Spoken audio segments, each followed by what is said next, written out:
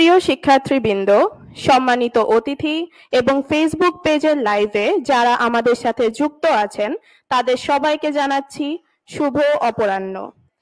admission.ac কর্তৃক আয়োজিত study abroad seminar followed by Daffodil education expo 2023 আপনাদের সবাইকে স্বাগতম।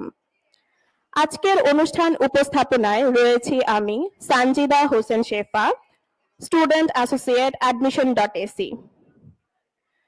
admission.ac ড্যাফোডিল ফ্যামিলির একটি প্রতিষ্ঠান।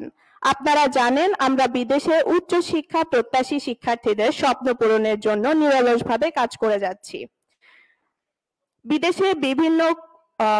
বিদেশে বিভিন্ন দেশে অনার্স মাস্টার্স সহ বিভিন্ন প্রোগ্রামে ভর্তির আবেদন থেকে শুরু করে ভিসা প্রসেসিং পর্যন্ত সব ধরনের সহযোগিতা প্রদান করে থাকি। তারই ধারাবাহিকতায় আমরা প্রতিনিয়ত এডুকেশন এক্সপো, সেমিনার এবং ওয়েবিনারের আয়োজন করি, কারণ আপনাদের উচ্চ শিক্ষার পথ সহজ করে তোলাই আমাদের মূল লক্ষ্য। Let's have a look on documentary of admission.ac. Bangladesh, a wonderful country with a vibrant history, ancient archaeology, rich culture, great opportunities in education, and beautiful landscape. Its deeply rooted heritage in terms of education and culture is thoroughly reflected in its centennial educational institutions. Currently, among most of the Bangladeshi learners, the aspiration of study in abroad is strongly observed.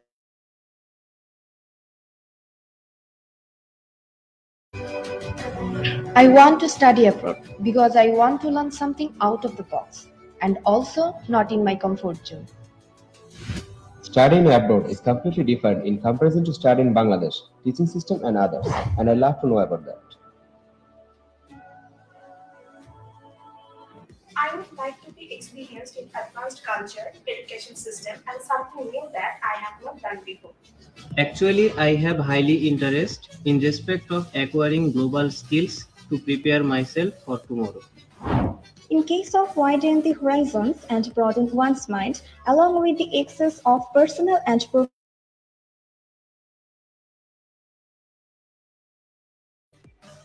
Well, actually, study abroad helps us to change the global mindset.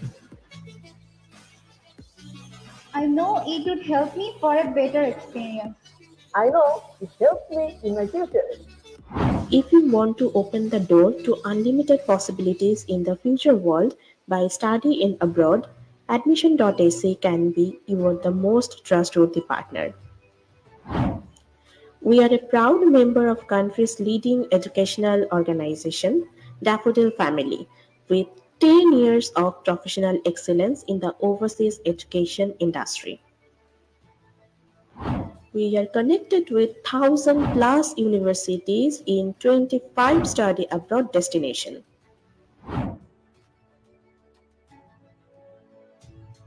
We are very passionate about the question of students' life and career. We believe on our core competence to provide exact guidelines to the student to fulfill their study abroad dreams.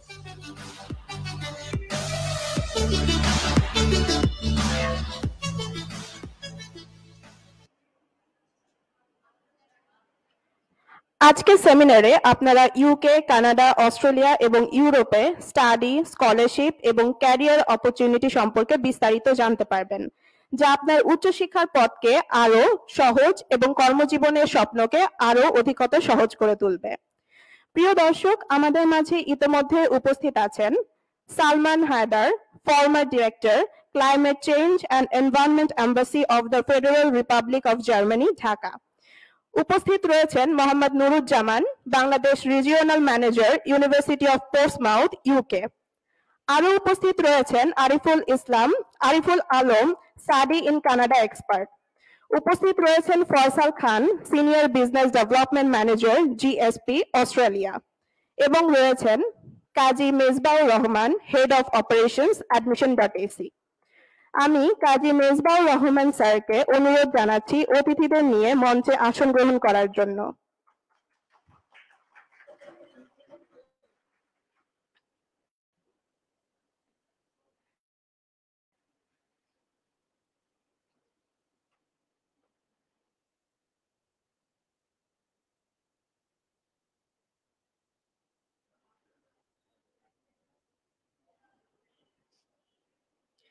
করতালির মাধ্যমে আমরা তাদেরকে সাদরে বরণ করে নিই।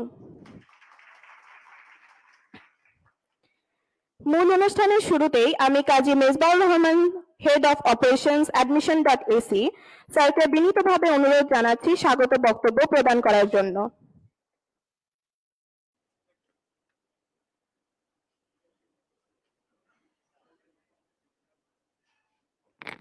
বিসমিল্লাহির রহমানির রহিম।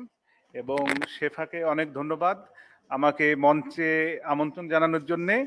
এবং আজকে আমাদের অনুষ্ঠানে আগত প্রিয় শিক্ষার্থীবৃন্দ এবং যারা ফেসবুক লাইভে আজকের আমাদের অনুষ্ঠানটি উপভোগ করছেন তাদের সবাইকে আমাদের এই প্রোগ্রামে স্বাগতম জানাচ্ছি অ্যাডমিশন এসির পক্ষ থেকে।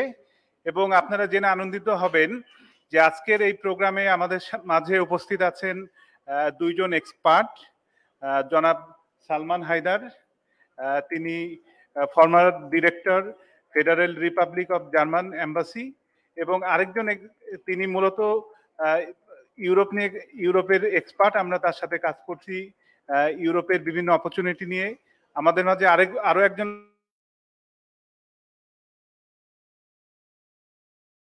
কানাডার এবং স্টাডি অ্যাব্রোড নিয়ে তিনি একজন খুব বিশেষ দক্ষতা সম্পন্ন লোক, তার সাথেও আমরা অ্যাডমিশন এসির মাধ্যমে কাজ করছি। এবং আমাদের মাঝে আরো দুইজন রিপ্রেজেন্টেটিভ উপস্থিত আছেন, বিশেষ করে ইউনিভার্সিটি অফ পোর্টসমাউথের কান্ট্রি ম্যানেজার আমাদের মাঝে উপস্থিত আছেন, এবং আমাদের আরেকটা পার্টনার জিএসপি থেকে আমাদের মাঝে উপস্থিত আছেন ফয়সাল খান, জনাব ফয়সাল খান।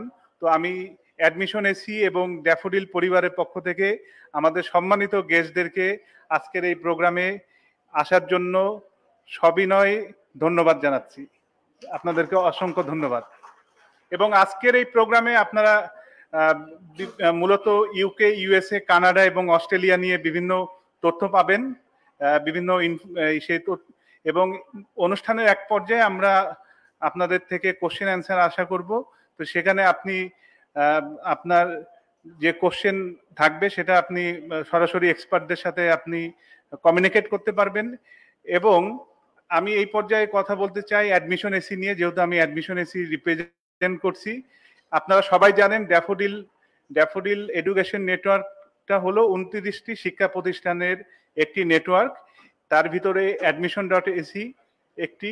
এবং আমরা কি করি, admission.ac বিদেশে উচ্চ শিক্ষা পূরণে শিক্ষার্থীদের বিভিন্ন সহায়তা দিয়ে থাকে। এবং আপনারা জেনে আনন্দিত হবেন যে লাস্ট 2 ইয়ার্সে আমরা অলমোস্ট 2500 শিক্ষার্থীকে তাদের বিদেশে উচ্চশিক্ষা পূরণে বিভিন্নভাবে আমরা সহায়তা করেছি।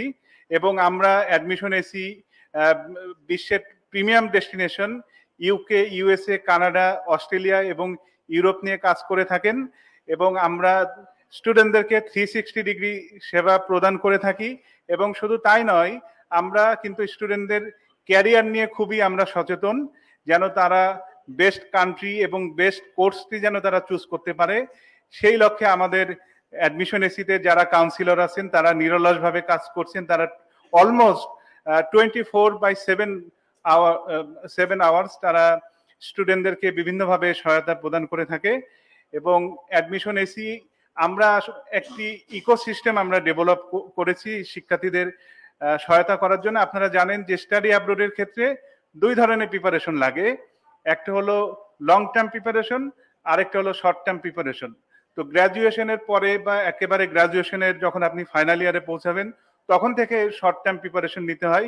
বাট লং টার্ম প্রিপারেশনটা নেওয়ার জন্য আপনাদেরকে স্টুডেন্ট লাইফ থেকেই, যখন আপনি কোনো ইউনিভার্সিটিতে ভর্তি হবেন বা কলেজে ভর্তি হবেন তখন থেকে আসলে আপনাকে প্রিপারেশন নেওয়া লাগে।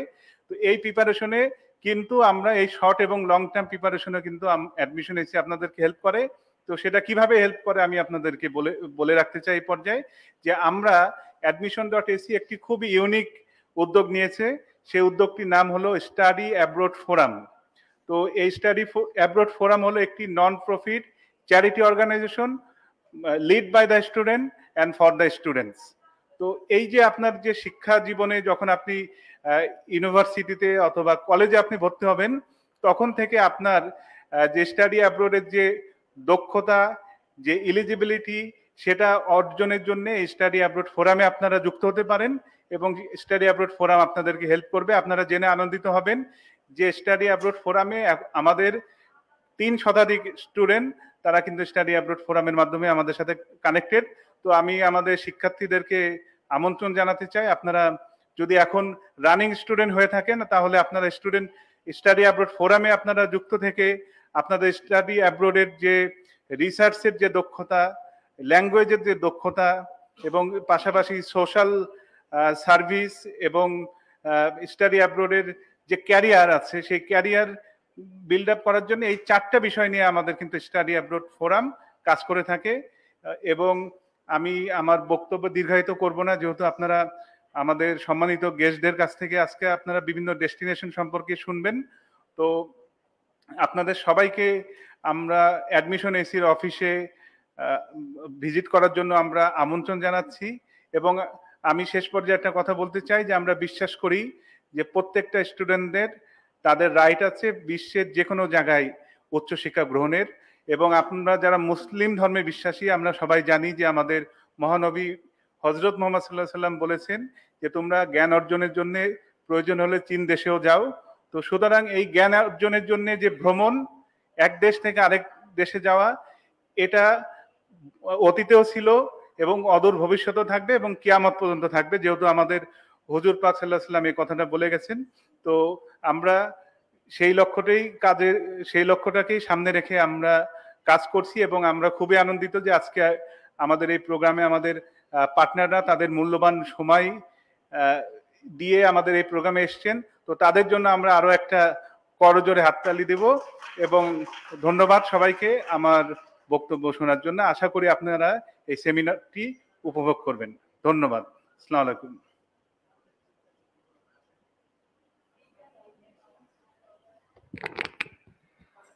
ধন্যবাদ কাজী মেজবাউর রহমান স্যার আপনার মূল্যবান বক্তব্যের জন্য। এবারে বক্তব্য রাখার জন্য বিনীতভাবে অনুরোধ জানাচ্ছি Mohammad Nuruzzaman, Bangladesh regional manager, university of Portsmouth, UK. Please sir.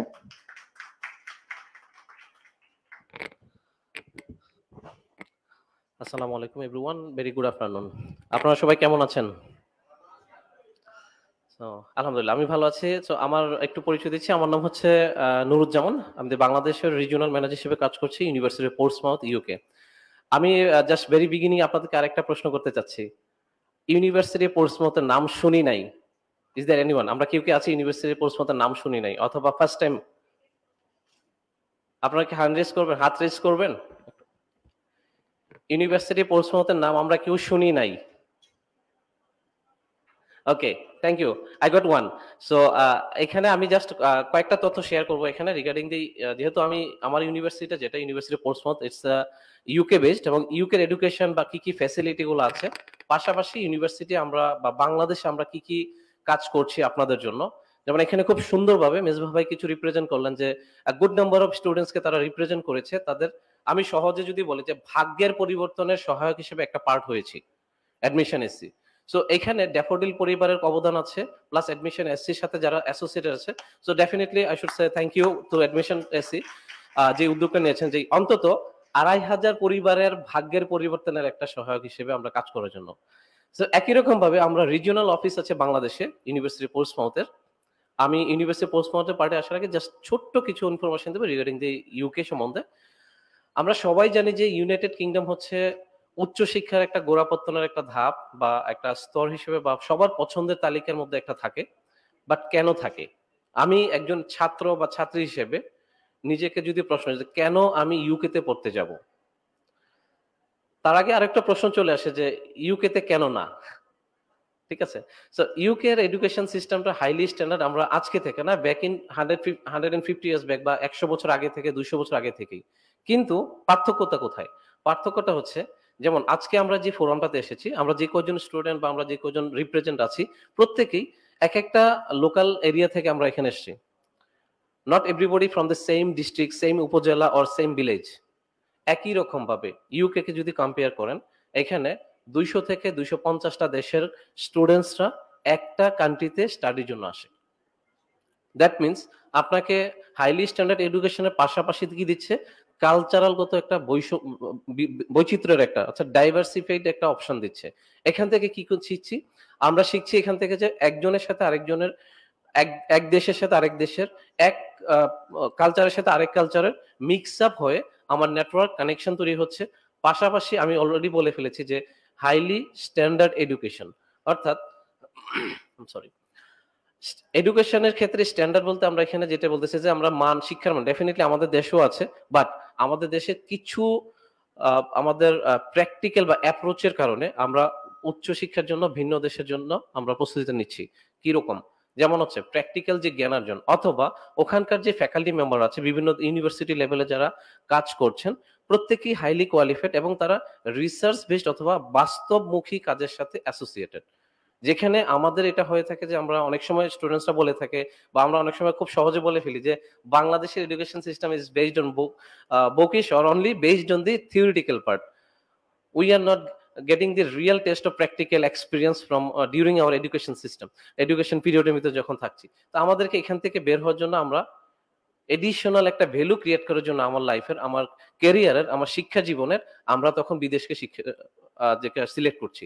তো এখানে আমি বললাম যে টিচাররা হাইলি কোয়ালিফাইড, পাশাপাশি হচ্ছে কালচারালগত বিভিন্ন দেশের স্টুডেন্টসরা থাকার কারণে আমার একটা নেটওয়ার্ক কানেকশন হচ্ছে, এবং ইউকের ইউনিভার্সিটিগুলো হচ্ছে আমাদেরকে যে শিক্ষাটা দিচ্ছে এটা হচ্ছে যে আমাদের ক্যারিয়ারের সাথে ওরিয়েন্ট। আমার ক্যারিয়ারের জন্য কোন পথটা ভালো হবে, অথবা আমি একজন ইঞ্জিনিয়ার বা আমি business graduate or I M a lawyer, আমাকে কোন দিকে যাইলে আমি এক্সপার্টাইজটা আমার ভালো হবে, ওই জিনিসটাকে তারা খুব বেশি প্রায়োরিটি দিয়ে থাকে। তো তার পাশাপাশি হচ্ছে ইউকেতে এডুকেশন সিস্টেম হচ্ছে অন্য দেশের তুলনায় মেজর যে কয়েকটা কান্ট্রি যেমন হচ্ছে ইউএসএ আর অস্ট্রেলিয়া লাইক দিস। সো এখানে আমাদের ব্যাচেলর ডিগ্রিগুলো সাধারণত ইউকে হয়ে থাকে সাধারণত 3 ইয়ার্স, যেটা আমাদের দেশে হচ্ছে 4 ইয়ার্সে হয়ে থাকে। সো ব্যাচেলর 3 ইয়ার্সের হওয়ার কারণে, এবং মাস্টার্স প্রোগ্রাম বেসিক্যালি কিছু কান্ট্রিতে আছে 2 ইয়ার্স, যেখানে ইউকেতে অফার করছে অনলি 1 ইয়ার। এক্সেপশনাল হচ্ছে কিছু কিছু কোর্স আছে যেটা there are some courses which offers placement option like 2 years or 1.5 years, 16 month, 18 month like this. So এক্ষেত্রে এটাও কিন্তু একটা আমাদের জন্য যে as a student I can complete my study very short time, at least I can save my time 1 year ব্যাচেলরের সাথে যদি compare করি or মাস্টার্স প্রোগ্রামের সাথে, and I can save my investment, that is my cost of education, cost of living. I can start my career bit earlier rather compared to other country. So এটা একটা option. আরেকটা হচ্ছে যে স্টুডেন্টদের জন্য if I consider, মেজভাবে একটা কথা বলেছেন, আমি ওনার রেফারেন্সটাতে একটু আনছি যে ধর্মীয় অনুভূতির কথা বিষয়। হ্যাঁ, যদি উনি বলছেন মহানবী সাল্লাল্লাহু আলাইহি ওয়াসাল্লামের উক্তিটাকে, এখানে হচ্ছে আপনি অন্য কোনো দেশে অনেক সময় আমরা পেয়ে থাকি যে ধর্মীয়গত অনেক সময় অনেক রকমের প্রতিবন্ধকতা তৈরি হয়, যেহেতু ওখানকার অনেকেই আছে পশ্চিমবঙ্গ দেশগুলো বা ইউরোপিয়ান কান্ট্রিতে নন মুসলিম অর্থাৎ মিক্স আপ।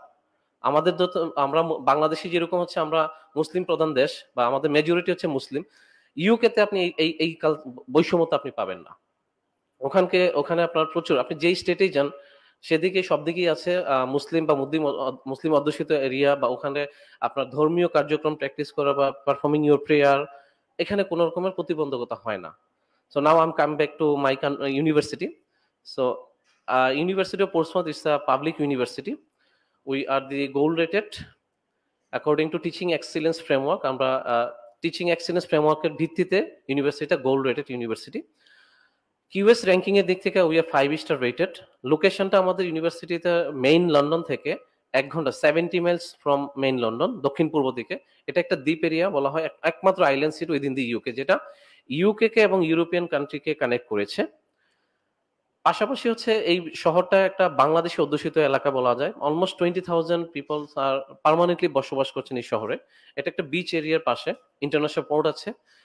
বাংলাদেশের চিটং পোর্টের সাথে অলরেডি এমওইউ সাইনিং হয়েছে, অর্থাৎ 2 পোর্ট একসাথে মিলে কাজ করার। সো এই ইউনিভার্সিটি শুধু যে বাংলাদেশ থেকে ইন্টারন্যাশনাল স্টুডেন্ট রিক্রুট করছে তা না, আমরা রিজিওনাল অফিস বাংলাদেশে আছি। এখানে আমার টিম আছে, আমরা we are trying our best to provide the best services to the Bangladeshi students এবং আমাদের যারা অ্যাসোসিয়েটেড পার্টনার আছে তাদের জন্য। এটা পাশাপাশি হচ্ছে ইউনিভার্সিটি শুধু স্টুডেন্ট রিক্রুটমেন্টের সাথেই জড়িত তা না, আমরা ট্রেড, ইনভেস্টমেন্ট অথবা আমাদের দেশের ওয়েলবিং এর জন্য আমরা কাজ করছি। যেমন আমাদের পোর্টসমউথ সিটি কাউন্সিলের সাথে Sylhet city corporation we have A twin city agreement. আমাদের প্লাস্টিক এনজাইমের উপরে একটা প্রজেক্ট, ফান্ডিং প্রজেক্ট চলছে জিসিআরএফ এর মধ্যে। এটা ইউনিভার্সিটি পোস্টমাউথ এবং সাস্টের সাথে, আমাদের Shahjalal university of science and technology সিলেটের সাথে। সো অলরেডি আমাদের সিলেট চেম্বার অফ কমার্স এবং চিটং চেম্বার অফ কমার্সের সাথে হচ্ছে ইউনিভার্সিটি কোলাবোরেশন হয়েছে, যে আমরা কিভাবে মেম্বার যারা আছে এফবিসিসি অথবা চেম্বার অফ কমার্সের, তাদের ডিপেন্ডেন্ট যারা আছে তাদের ওয়েলবিং এ আমরা কিভাবে ইউনিভার্সিটি কন্ট্রিবিউশন রাখতে পারি। ইউনিভার্সিটি পোস্টমাউথের আরেকটা বিষয় হচ্ছে যে আমরা প্রত্যেকটা অ্যাসোসিয়েট যারা ফ্যাকাল্টি মেম্বার প্লাস একাডেমিশিয়ান আছে বা গ্লোবাল টিমের যেই অফিসাররা কাজ করছেন প্লাস আমরা বাংলাদেশে যারা কাজ করছি, I can give you guarantee and assurance that আপনারা যদি ফিডব্যাকস নেন from the students, I do believe 100% feedback will be happy. That is, the students are happy with your services, with এবং প্রত্যেকটা স্টেপেই আমরা খুবই ফ্রেন্ডলি ভাবে সাপোর্ট দিয়ে থাকি। বিকজ সবচেয়ে আমরা অ্যাওয়ার থাকি একটা স্টুডেন্ট যখন ফার্স্ট ইয়ারে বাংলাদেশ থেকে যাচ্ছে, নতুন একটা কান্ট্রি, নিউ এনভায়রনমেন্ট, নতুন এডুকেশন সিস্টেম, সবকিছু মিলিয়ে সবার প্রথমে আমরা যেই পার্থক্যটাকে বা যেই ফ্যাক্টরটাকে আইডেন্টিফাই করেছি এটা হচ্ছে যে মেন্টাল সাপোর্ট। বিকজ আমরা আমাদের ফ্যামিলি মেম্বারকে, হ্যাঁ, বা আমার ডিপেন্ডেন্টকে বা আমার ফ্যামিলিকে আমি রেখে যাচ্ছি। সো মানে ভেরি বিগিনিং এ এই সাপোর্টটাই সবচেয়ে বড় দেওয়া হয়, যার কারণে আমাদের প্রত্যেকটা স্টুডেন্টসের জন্য পার্সোনাল টিউটরিং সিস্টেম ডেভেলপ করা হয়েছে প্রত্যেকটা স্টুডেন্টস জন্য এই সাপোর্টটা দেওয়ার জন্য, as a part mental support, academic support অথবা অন্যান্য যে গাইডলাইন গুলো থাকে। ইউনিভার্সিটিতে 24/7 হচ্ছে লাইব্রেরি ল্যাব ফ্যাসিলিটি ওপেন থাকে, যেটা অনেক লিমিটেড ইউনিভার্সিটি এই অপরচুনিটিটা অফার করে থাকে। সো আপনি কাজ করছেন, পড়াশোনা করছেন, আপনি যে কোনো সময় এনি টাইম 24/7 আপনি যে কোনো সময় লাইব্রেরি অ্যাক্সেস করতে পারছেন এই জিনিসটাতে।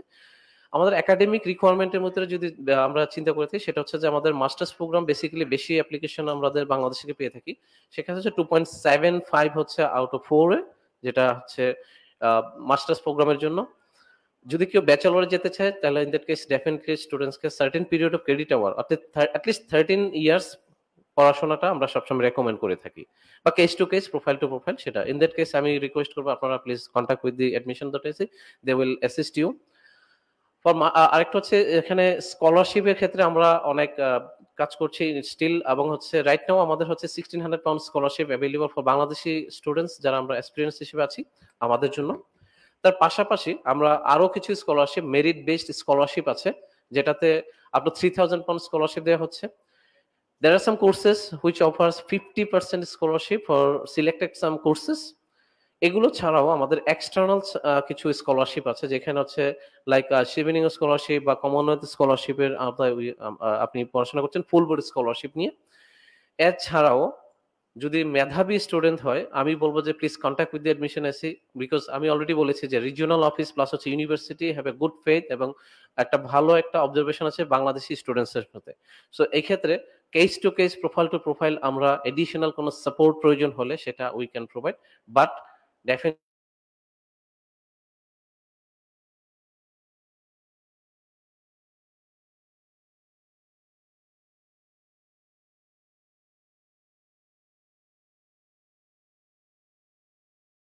বলেছে আমি সেখানে ওখানে চলেছি, নো, পড়াশোনা আমার, কেরিয়ার আমার। এবং আমি বিলিভ করি if I am the masters level student, সেক্ষেত্রে ওয়েল ম্যাচিউরড আমরা সবাই। তো সেক্ষেত্রে আমি সবাইকে বলবো যে আপনারা আপনাদের নিজস্ব জ্ঞান, বুদ্ধি, স্বকীয়তা সবকিছুকে চিন্তা বিবেচনা নিয়ে তারপরে আমি সেটাকে বিদেশে যেহেতু পড়াশোনা নিয়ত করেছি, আমি বলবো যে আপনারা ইনভেস্টমেন্টের ক্ষেত্রে ডেফিনেটলি ডু সাম রিসার্চ, যে আমি কোন বিশ্ববিদ্যালয়ে যাচ্ছি, আমি কোন সাবজেক্ট নিয়ে পড়াশোনা করছি, আদৌ কি ওই সাবজেক্টটা আমি যখন গ্রাজুয়েট হয়ে বের হব ওই সাবজেক্টটার ক্যারিয়ারে কতটুকু প্রসপেক্টস আছে। আমরা যেটা পেয়ে থাকি মেজরিটি ক্ষেত্রে হচ্ছে কনসালটেন্ট অথবা আমার কাউন্সিলর হচ্ছে আমার কোর্স সিলেক্ট করে দিচ্ছে, ওটা টোটালি রং প্র্যাকটিস। বিকজ আমি বলেছি পড়াশোনা আমার, ক্যারিয়ার আমার, আমাকে বুঝতে হবে যে আমি কোন সাবজেক্ট পড়বো। আমি যদি 2025-এ আমি গ্রাজুয়েট হয়ে থাকি, 25-এর এন্ডের দিকে অথবা 26-এ বাংলাদেশ হোক অথবা ওয়ার্ল্ডের দিকে ক্যারিয়ারের অপশনটা আমার ব্যাকগ্রাউন্ডের সাথে কোথায় থাকবে, আমাকে আজকে সেই স্ট্র্যাটেজিক ডিসিশন নিয়ে আগাইতে হবে। আদারওয়াইজ আমি গ্রাজুয়েট হব আনএমপ্লয়েড একটা প্রোডাক্ট হিসেবে। আমরা চাই না অনেক টাকা ইনভেস্ট করে, ঠিক আছে, আপনারা বিদেশে উচ্চশিক্ষা নিয়ে বা ইউকের মতো দেশে অথবা একটা পাবলিক ইউনিভার্সিটি পোস্টমাউথে পড়াশোনা করার পরে আপনি বেকার তৈরি হন। আপনারা জেনে খুশি হবেন যে 94% গ্রাজুয়েটস ফ্রম দ্য ইউনিভার্সিটি পোস্টমাউথস যারা গ্রাজুয়েশন শেষ করার পর ইমিডিয়েটলি এমপ্লয়েড হচ্ছে ইউকের ভিতরে অথবা ইউকে ছাড়া অন্য কোনো কান্ট্রিতে অথবা ফার্দার স্টাডিতে যাচ্ছে। সো এটা আমাদের জন্য অনেক বড় একটা অপরচুনিটি এবং হচ্ছে এটা আমাদের অনেক বড় একটা অর্জনও। So thank you once again আমাকে ইনভাইট করার জন্য এবং to share some experience to all of you, এবং থ্যাংক ইউ অ্যাডমিশন এসিকেও।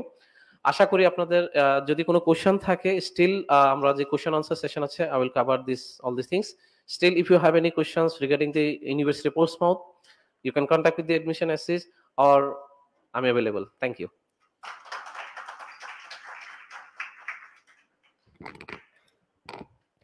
ধন্যবাদ মোহাম্মদ নুরুজ্জামান স্যার আপনার মূল্যবান বক্তব্যের জন্য। এ পর্যায়ে বক্তব্য রাখার জন্য বিনীতভাবে অনুরোধ জানাচ্ছি Ariful Alam, study in Canada expert. Please sir.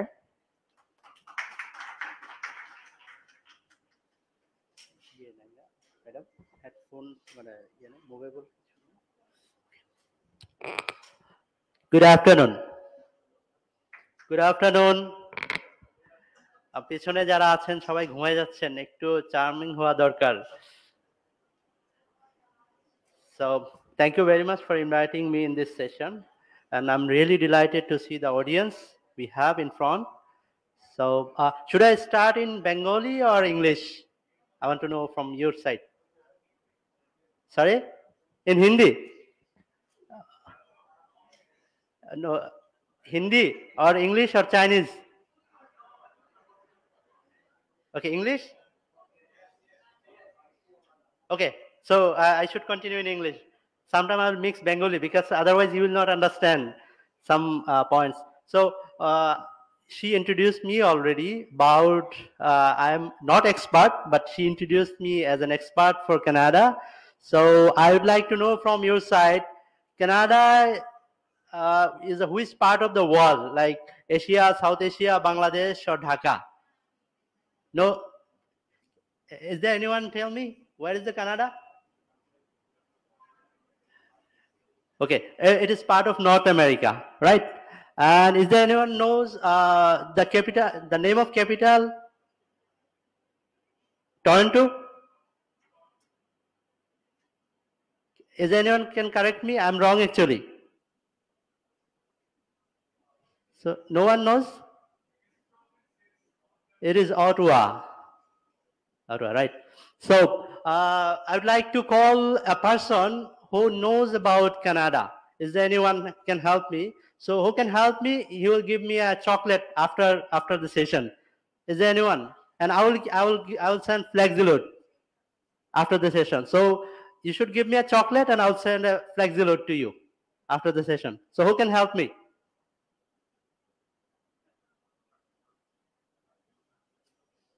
এখানে কি কেউ আছেন যে কানাডা সম্পর্কে আমাকে হেল্প করতে পারবেন কিছু তথ্য দিয়ে? একজন? ওই যে পিছনের উনি পারবেন। চলে আসেন চলে আসেন চলে আসেন চলে আসেন। আপনার জন্য স্কলারশিপ আছে, স্কলারশিপ কানাডায়।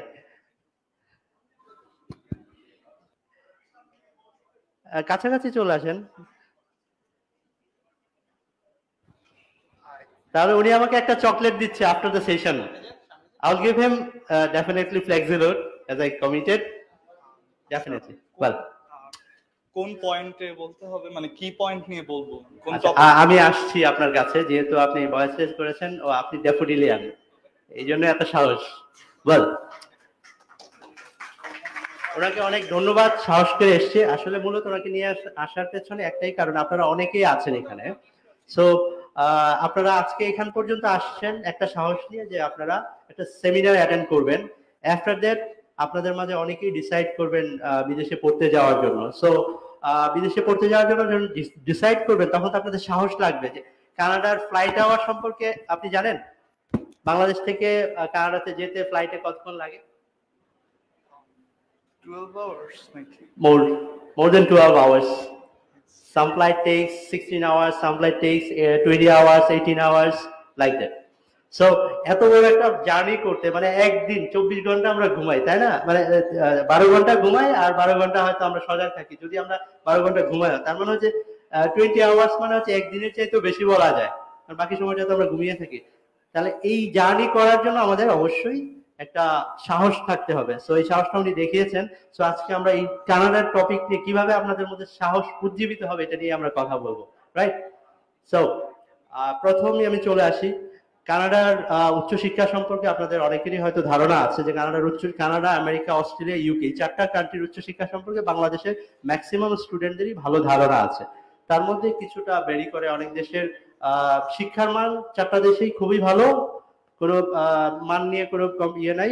কোনো দেশ ইমিগ্রেশনের ক্ষেত্রে তাদের ফ্যাসিলিটিস বেশি দিচ্ছে, কোনো দেশ ইমিগ্রেশনের ক্ষেত্রে ফ্যাসিলিটিস কম দিচ্ছে। ইমিগ্রেশন মিন্স হচ্ছে আফটার গ্রাজুয়েশন আমাদের সবারই লক্ষ্য থাকে কিভাবে ওখানে সেটেল হওয়া যাবে, কিভাবে ওখানে আপনার পাসপোর্ট পাওয়া যাবে লেটার অন গ্রাজুয়ালি। তো কানাডা তোর মধ্যে একটা, যারা এটা ডিজায়ার করেন যে আমি উচ্চশিক্ষা গ্রহণ করব একটা উন্নত দেশে, আফটার দ্যাট আমি হচ্ছে ওখানে সেটেল হব, তাদের জন্য Canada is a best place. Within 5 to 6 years after going to Canada, you can have PR, permanent residentship. So that's the key selling point for Canada.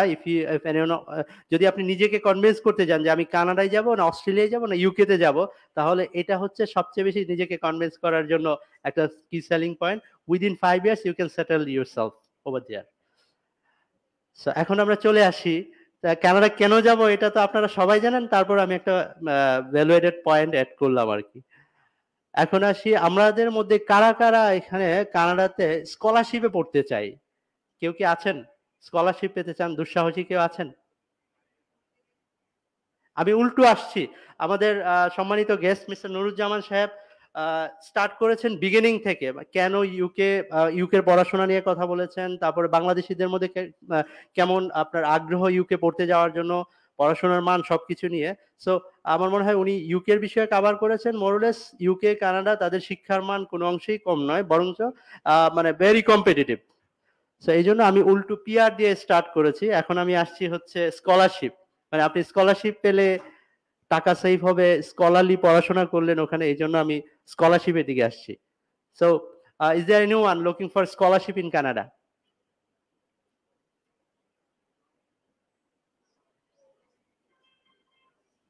তার মানে হচ্ছে সবার অনেক টাকা আছে, স্কলারশিপের দরকার নেই। আছে স্কলারশিপ পাওয়ার আগ্রহ আছে কার? উনি মনে হয় কথা বলতে যাচ্ছে, একটু ঠুট নাচ্ছে। দাঁড়িয়ে যান, আপনি আমাকে হেল্প করেন একটু।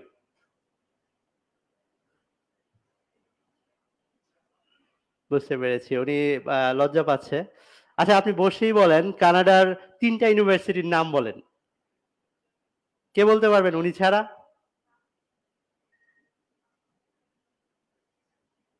আছেন কেউ কানাডার 3টা ইউনিভার্সিটির নাম বলতে পারবেন?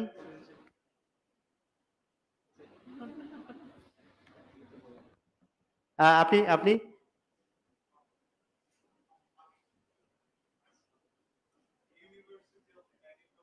তারপর ইউনিভার্সিটি অফ ম্যানিটোবা, তারপর হচ্ছে ইউনিভার্সিটি অফ নিউ ব্রান্সউইক, তারপর university of Toronto.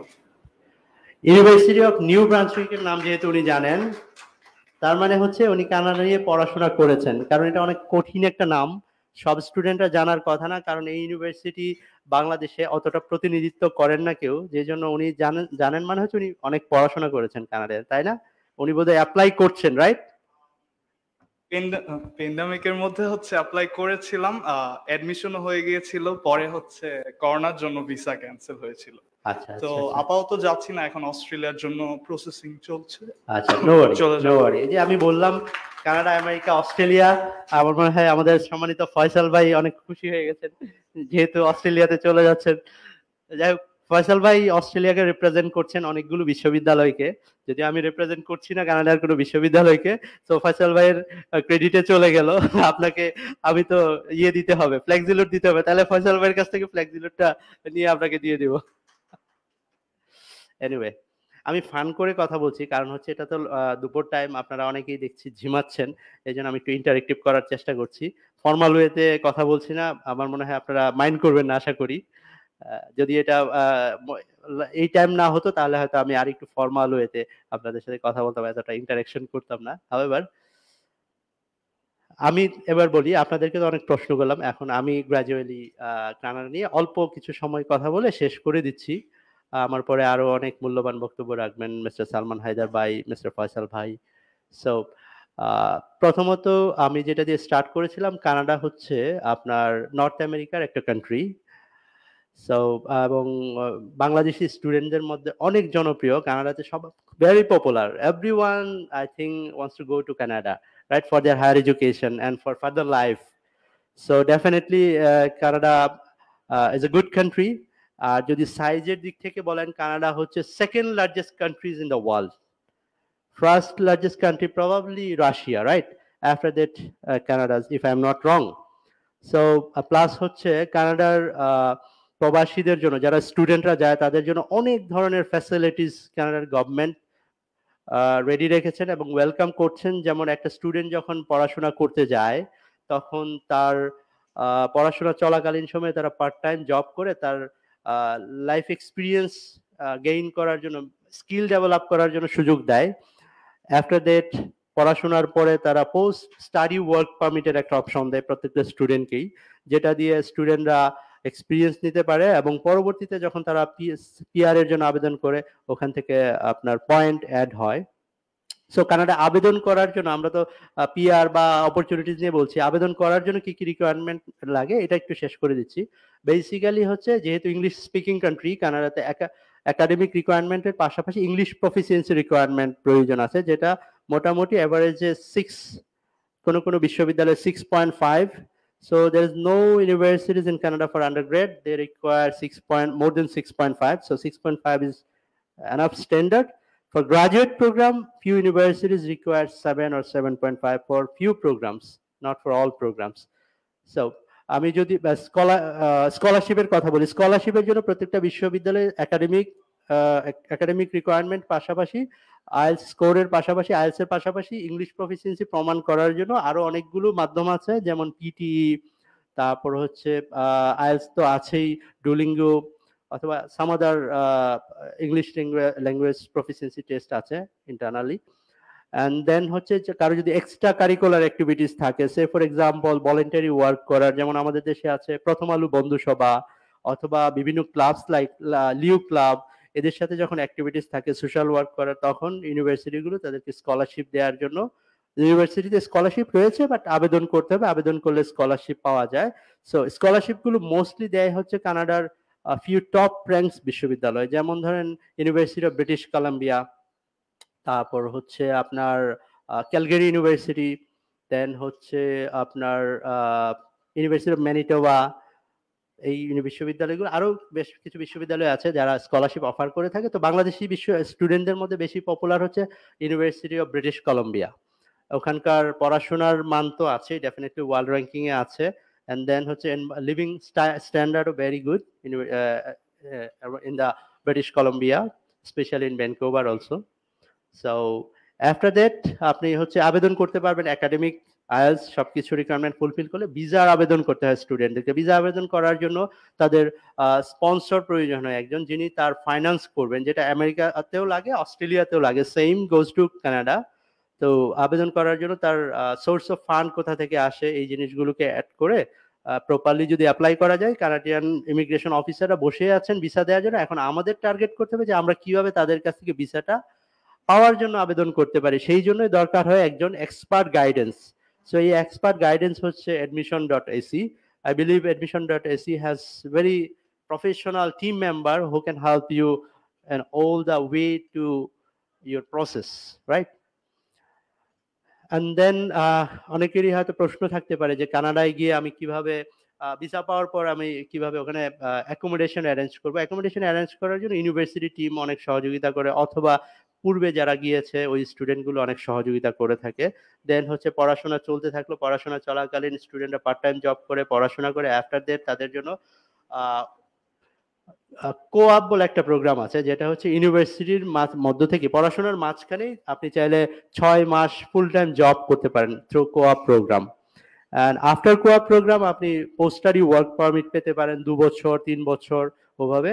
So post study work permit চলাকালীন কোনো প্রভিন্সে পোস্ট স্টাডি ওয়ার্ক পারমিট চলাকালীনই আপনি পিআর এর জন্য অ্যাপ্লাই করতে পারেন, কোনো প্রভিন্সে পোস্ট স্টাডি ওয়ার্ক পারমিট শেষ হওয়ার পর পিআর এর জন্য অ্যাপ্লাই করতে পারেন।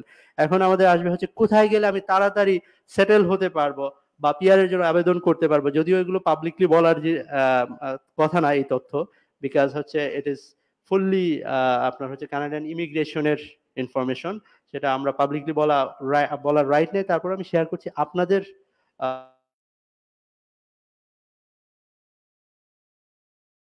স্কোশিয়া, দেন হচ্ছে অ্যালবার্টা, দেন হচ্ছে নিউ ফাউন্ডল্যান্ড,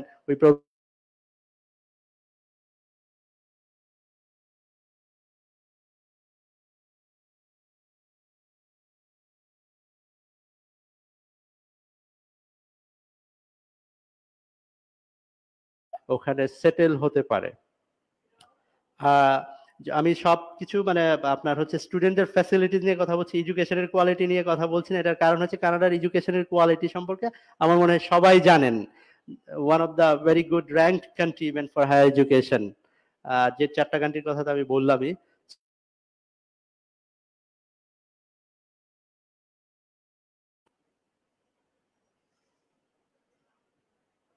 যিনি আমাকে চকলেট দিবেন তার কোনো প্রশ্ন আছে? উনি অস্ট্রেলিয়ায় চলে যাচ্ছেন, রাইট? আচ্ছা আচ্ছা, ভেরি গুড। আচ্ছা, যদি প্রশ্ন না থাকে তাহলে আমি আর বেশি সময় নিচ্ছি না। আপনাদের যদি প্রশ্ন থাকে আমাকে you can ask me for a couple of question. I can answer you now or later. Please, we have one person. Sorry? Okay. So no one have any other question? Thank you very much for your time. Wish you all the best. See you again.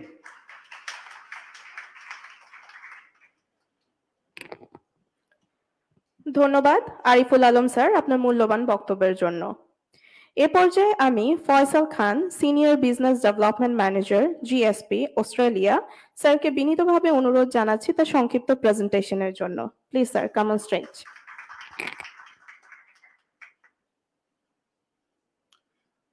আসসালামু আলাইকুম সবাইকে, good afternoon. আমি হচ্ছি Faisal Khan, senior business development manager, global study partners. So actually আমরা GSP, যেটা global study partners, it's bit different. Actually we are not recruitment agency, we are actually education technological platform. Actually we have a platform, we sell our platform. Actually ওখানে 800+ university আছে, Australia, UK, USA, Canada, Ireland, Dubai. তো এই ইউনিভার্সিটিগুলার সাপোর্টটা actually আমাদের recruitment agency, যেমন admission.ac হচ্ছে one of our valued partner, recruitment partner.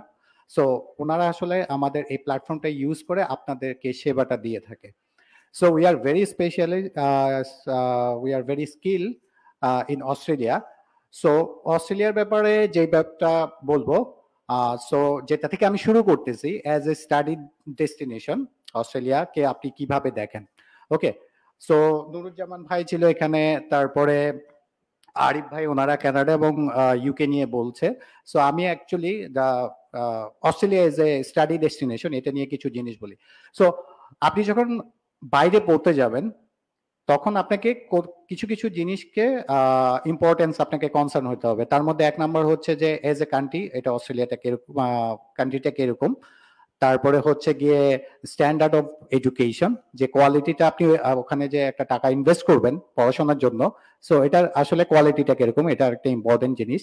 Number 3 হচ্ছে যে ক্রস কালচারাল যে ব্যালেন্সটা আছে এটা কিরকম, এটাও ইম্পর্টেন্ট। দেন হচ্ছে যে আপনার পড়াশোনার সময় কি অপরচুনিটি আছে এবং আফটার গ্রাজুয়েশন আপনার কি অপরচুনিটি আছে, এই জিনিসগুলো আপনাকে, এবং এর সাথে হচ্ছে কি আপনার আর ফিজ বা কস্ট যেটা আসে সেটা কিরকম। ওকে, সো প্রথমে আমি অস্ট্রেলিয়ার একটা ছোট্ট ডেমোগ্রাফিক বলি। যেমন আপনি যদি কানাডাতে পড়তে যান, এখানে একটা ইস্যুস আছে ওয়েদার নিয়ে, যে ওয়েদারের দিক দিয়ে এক্সট্রিমলি কোল্ড ওয়েদার কানাডাতে, কিন্তু অস্ট্রেলিয়াতে যেটা হচ্ছে আপনার মোরলেস বাংলাদেশের মতোই। জাস্ট দ্য ডিফারেন্স হচ্ছে এরকম, যেহেতু বাংলাদেশ এবং অস্ট্রেলিয়ার মাঝখানে একটা ইকুয়েটর লাইন আছে, যেটা আমরা আগে ভূগোলের ভাষায় বলতাম বিষুব রেখা। এটা থাকার কারণে আমাদের যখন সামার তাদের উইন্টার, আর আমাদের উইন্টারের সময় সামার। যেমন এই মুহূর্তে আমরা উইন্টারে ঢুকছি, রাইট? ওরা সামারের দিকে যাচ্ছে। সো এইটুকুই পার্থক্য, এর বাইরে যে টেম্পারেচারের যে পার্থক্যটা আছে এটা ভেরি লিমিটেড। সে ধরেন যে ওদের ভেরি ওয়েলকামিং ওয়েদার বলতে পারবো, কারণ হাইয়েস্টটাই হচ্ছে গিয়ে 22 থেকে 23 ডিগ্রি মানে সামারের সময়, আর লোয়েস্ট এখন পর্যন্ত 2 থেকে 3 ডিগ্রি, যেটা হচ্ছে স্পেশালি মেলবোর্নে, আই মিন ভিক্টোরিয়া স্টেটে এটা হয়। সো এইটা হচ্ছে গিয়ে ডেমোগ্রাফিক্যালি। এখন আমি যদি বলি স্ট্যান্ডার্ড মানে quality of education, quality of এডুকেশনটা কিভাবে ধরা হয়? এই মুহূর্তে অস্ট্রেলিয়ার টোটাল 9টা university top 100 university world ranking এ, ঠিক আছে? আর এর বাইরে হচ্ছে আরো 6টা ইউনিভার্সিটি আছে যারা টপ 200 এর মধ্যে, এবং ওভারঅল 42টা ইউনিভার্সিটি অস্ট্রেলিয়াতে আছে যারা হচ্ছে যে টপ 300 টু 350 এর মধ্যে। সো আপনি কোয়ালিটিটা বুঝতেই পারতেছেন যে তারা ইমপ্রুভ করতেছে। এবং আমি যদি গত বছরে কিউএস র্যাঙ্কিং এর কথা বলি, তখন ছিল 8টা, এখন হয়ে গেছে 9টা। প্রবাবলি দ্য নেক্সট ইয়ার এটা আরো 2টা ইউনিভার্সিটি টপ 100 এর মধ্যে চলে আসবে। সো কোয়ালিটি অফ এডুকেশন নিয়ে আসলে Australia undoubtedly which is the one of the best choice হতে পারে আপনাদের জন্য।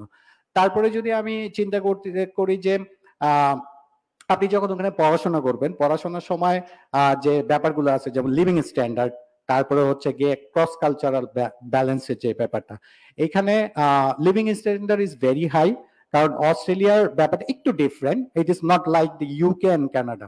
ওকে, সো তাদের স্ট্যান্ডার্ডটা হচ্ছে আপনি ধরতে পারেন, আমি যদি এইভাবে বলি, it's sort of like our middle class.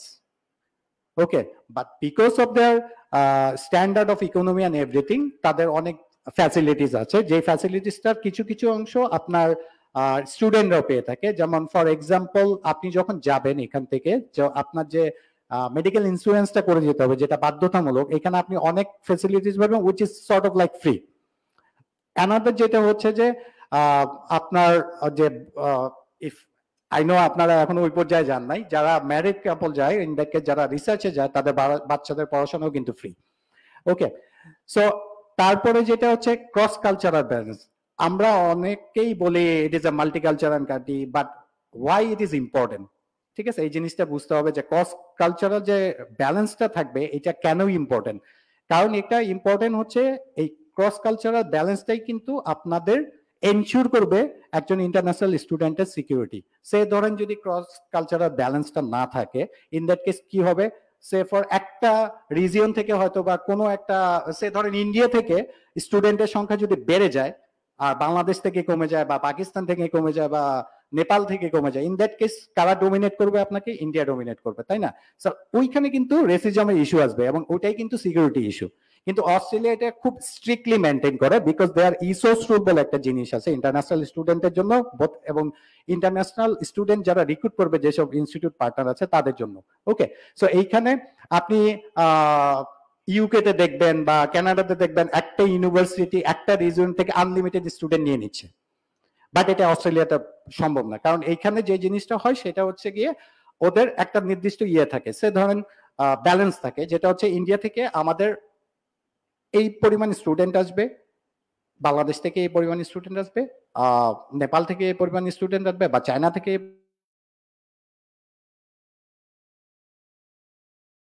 কারোর উপর ডোমিনেট না করতে পারে, ঠিক আছে? এবং ইউনিভার্সিটি গুলো আমাদের স্ট্রিক্টলি এইভাবে বলা আছে যে তোমাদেরকে এই পরিমাণ স্টুডেন্টের জন্য ক্যাপটা দেওয়া হচ্ছে, তুমি এই পরিমাণ স্টুডেন্ট এই ইনটেকে আনতে তুমি রিক্রুট করতে পারবা। সো আপনি বুঝতেই পারতেছেন যে ক্রস কালচারাল যে ব্যাপারটা, এইটা হচ্ছে গিয়ে ওরা খুব সুন্দরভাবে ম্যানেজ করে। এবং আপনি ইউকে তেও কিছু ইনসিডেন্ট আছে, ইউএসএ তো ইনসিডেন্ট পাওয়াই যায়, তারপরে হচ্ছে যে আদার্স কান্ট্রিগুলো থাকছেন, তারপরে অস্ট্রেলিয়া আপনি বলতে পারবেন না যে রেসিজমের কারণে কোনো ইনসিডেন্ট হচ্ছে, অ্যাটলিস্ট বাংলাদেশি স্টুডেন্টের সাথে আমরা কখনো শুনিনি। ওকে, সো ক্রস কালচারাল যে ব্যালেন্সটা এটা ইম্পর্টেন্ট এবং এটা খুব সুষমভাবে মেনটেন।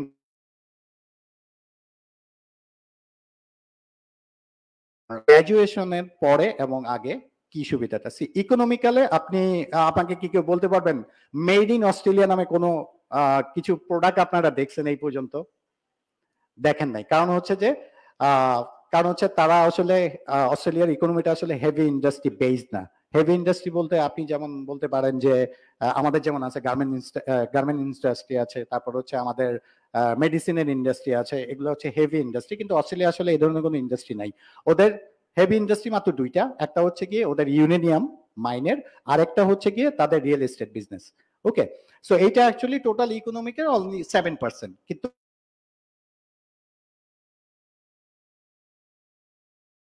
Service industry. তো সার্ভিস ইন্ডাস্ট্রি হওয়ার কারণে অস্ট্রেলিয়া আসলে তাদের টোটাল সিস্টেমটাকে এমন ভাবে করা আছে যেটা হচ্ছে যে একসময় যখন ইন্টারন্যাশনাল স্টুডেন্ট আসবে তখন হচ্ছে তারা এই সার্ভিস ইন্ডাস্ট্রির একটা পোর্শনকে সাপোর্ট দিবে অ্যাজ এ স্কিল ওয়ার্কার হিসাবে। ওকে, সো এই জায়গা থেকে যখন আপনি অস্ট্রেলিয়া যাবেন, অস্ট্রেলিয়া যাওয়ার পর আপনার যে পার্ট টাইম ফ্যাসিলিটি থাকবে সেটা হচ্ছে আপনার 48 আওয়ার্স, বা আপনি যদি এটা ভাগ করেন তাহলে উইকলি হচ্ছে 24 আওয়ার্স। এইটা হচ্ছে আসলে আপনি এই ইন্ডাস্ট্রিতে কাজ করতে পারবেন, এবং অল ওভার আপনি স্টেট বেস যদি সবগুলোতে যান, স্টেট এবং টেরিটরি বেস যদি সবগুলোতে যান, মোটামুটি কিন্তু এটা অ্যাভেলেবেল আছে। তারপরে আপনি যদি আসেন যে আফটার গ্র্যাজুয়েশনে আপনার কি সুবিধা আছে, আপনার গ্র্যাজুয়েশনে আপনার সুবিধা আছে এরকম, অস্ট্রেলিয়া আপনাকে নিউ রুলস অনুযায়ী, according to the new rules, যেটা জুলাইয়ের 1 তারিখ থেকে অলরেডি ইমপ্লিমেন্ট হয়ে গেছে, সেটা হচ্ছে যে আপনি যদি স্টেম রিলেটেড কোনো কোর্সে যান, ইন দ্যাট কেস আপনি ব্যাচেলার শেষ করার পরে 4 ইয়ার্সের পিএসডব্লিউ পাবেন, এবং মাস্টার্সের পর 5 ইয়ার্সের পিএসডব্লিউ পাবেন। এর বাইরে যারা স্টেমের বাইরে যাবে তাদের জন্য হচ্ছে কি আপনার ব্যাচেলারের জন্য 2 বছর এবং মাস্টার্সের জন্য 3 বছরের আপনি পিএসডব্লিউ পাবেন। পিএসডব্লিউটা কেন ইম্পর্টেন্ট তার আগে বলি, অ্যাকচুয়ালি পিএসডব্লিউ কে এটা একটা পোস্ট স্টাডি ওয়ার্ক, এটা আসলে আপনি work visa, it is open visa for the graduate student. কেন এটা দরকার? এটা দরকার হচ্ছে এই যে আপনি গ্র্যাজুয়েশনটা নিলেন একটা ইউনিভার্সিটি থেকে, ওখানকার সিস্টেম অনুযায়ী যে গ্র্যাজুয়েশনটা নিলেন, এইটাতে আপনি যে এটা শিখছেন এটা ইমপ্লিমেন্টটা কিভাবে করবেন সেটা শেখার জন্য আপনাকে পিএসডব্লিউ অপশন দিবে। কিন্তু এটার আরো কিছু আছে, আপনি যখন এটা শেষ করে আপনি ওখানে জব সার্চ করবেন বা আপনি জব পাবেন, তখন কিন্তু আপনার ওখানে আপনি যদি ওখানে ফার্দার স্টে করতে চান, এই ফার্দার স্টের জন্য আপনাকে এটা হেল্প করবে। কারণ এখানে আপনি যদি এখানে জব পান, কোম্পানি যদি আপনাকে স্পন্সর করে, ইন দ্যাট কেস আপনি একটা নাম্বার গেইন করতে পারতেছেন, সেই এটা হচ্ছে আপনার ফার্দার স্টের জন্য হেল্প করবে। আমি অ্যাকচুয়ালি পিআর কথাটা বলতে পারতেছি না, কারণ যে সার্টিফাইড রিক্রুটমেন্ট এজেন্ট আসলে পিএর নিয়ে কথা বলার আমার কোনো এখতিয়ার নাই। সো এটা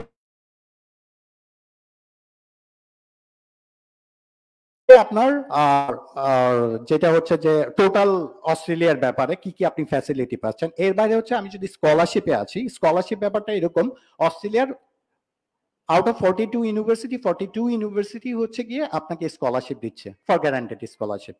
এটা কিভাবে? স্কলারশিপটা আসলে 2 ধরনের হয়। একটা স্কলারশিপ হচ্ছে এটা হচ্ছে গিয়ে রিজিয়ন বেস, যেমন সাউথ এশিয়ার স্টুডেন্টের জন্য একটা স্কলারশিপ আছে যেটা হচ্ছে গিয়ে একটা স্টুডেন্ট যে ফাইন্যান্সিয়াল প্ল্যানিং থাকে পড়াশোনা করার জন্য, সেটাকে হেল্প করার জন্য। এটা অ্যাকচুয়ালি 10% থেকে 30% বিভিন্ন ইউনিভার্সিটি গুলা দিয়ে থাকে। যেমন আমি যদি বলি চার্লস ডারউইন ইউনিভার্সিটি, যেটা নর্দার্ন টেরিটরি,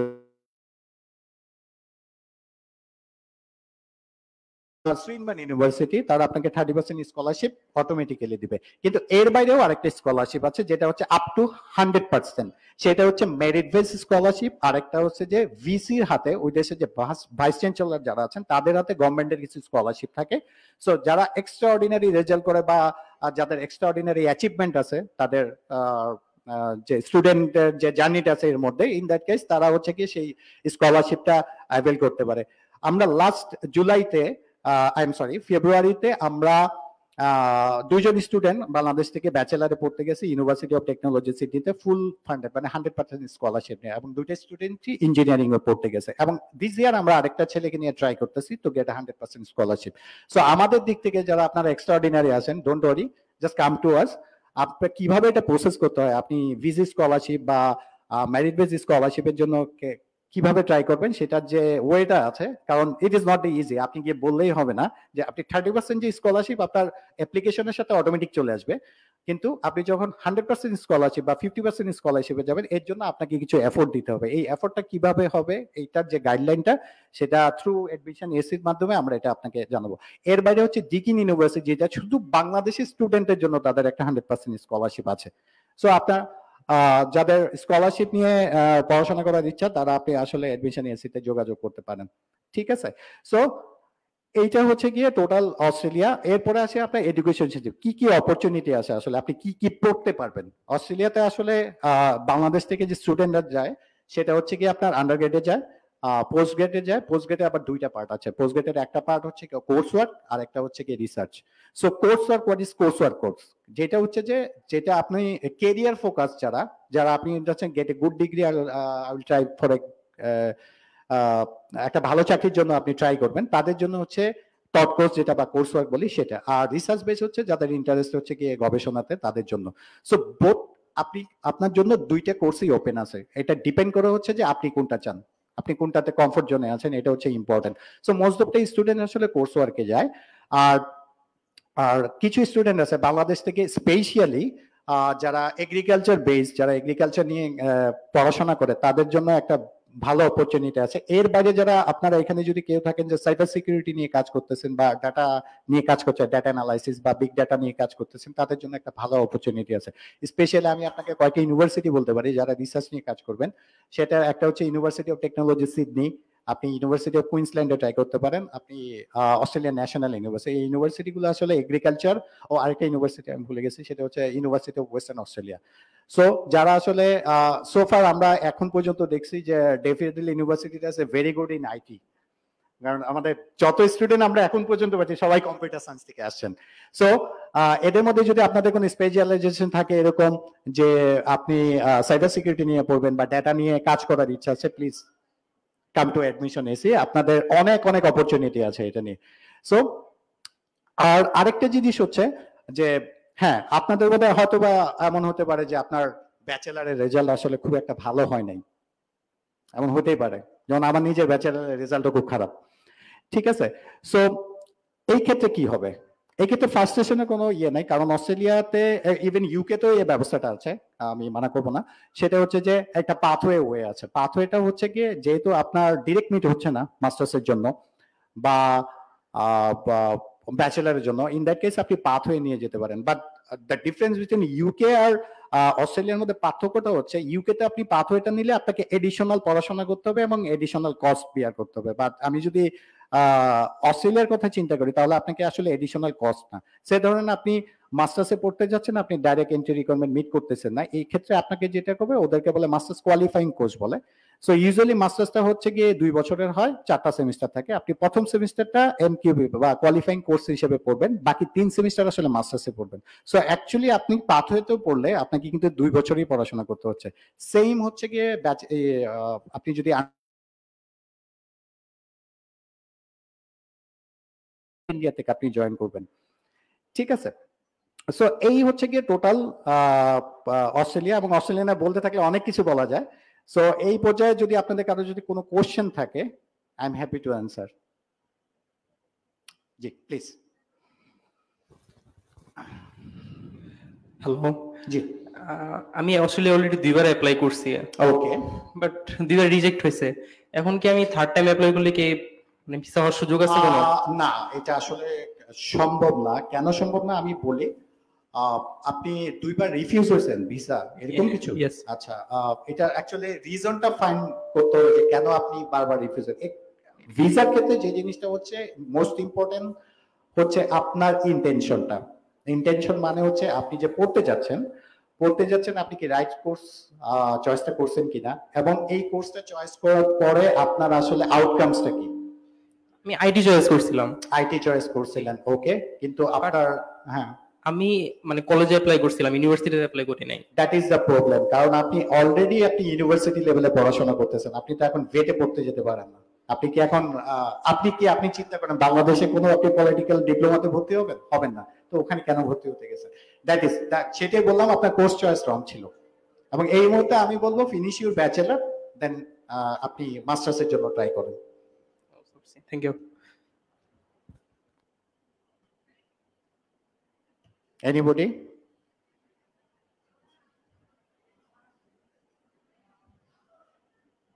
ওকে, তাহলে আমি শেষ করি। Thank you so much.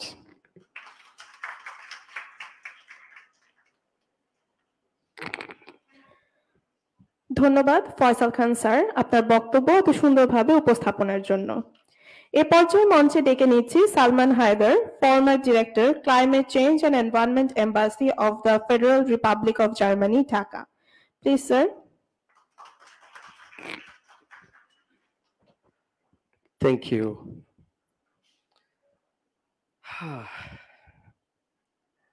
Respected keynote speakers, my honorable friend from admission.se, and all the colleagues from admission.se, respected students, guardians, ladies and gentlemen, Assalamu alaikum, good afternoon, adab, namaskar. Okay, so before beginning my short lecture, let me start with a story. So I was, the other day, one day I was asking to very well-known personality of Bangladesh, যে জিজ্ঞেস করেছিলাম, so what is the most scary thing while you deliver a lecture in a seminar or in a workshop? Okay, Mr. Haider, I have more than one scary thing. সেটা কি কি বলেন? তার মধ্যে most devastating scary things হচ্ছে while I become a last speaker. আমি বললাম সেটা কেমন? বলে যে লাস্ট স্পিকারের বড় যন্ত্রণা হচ্ছে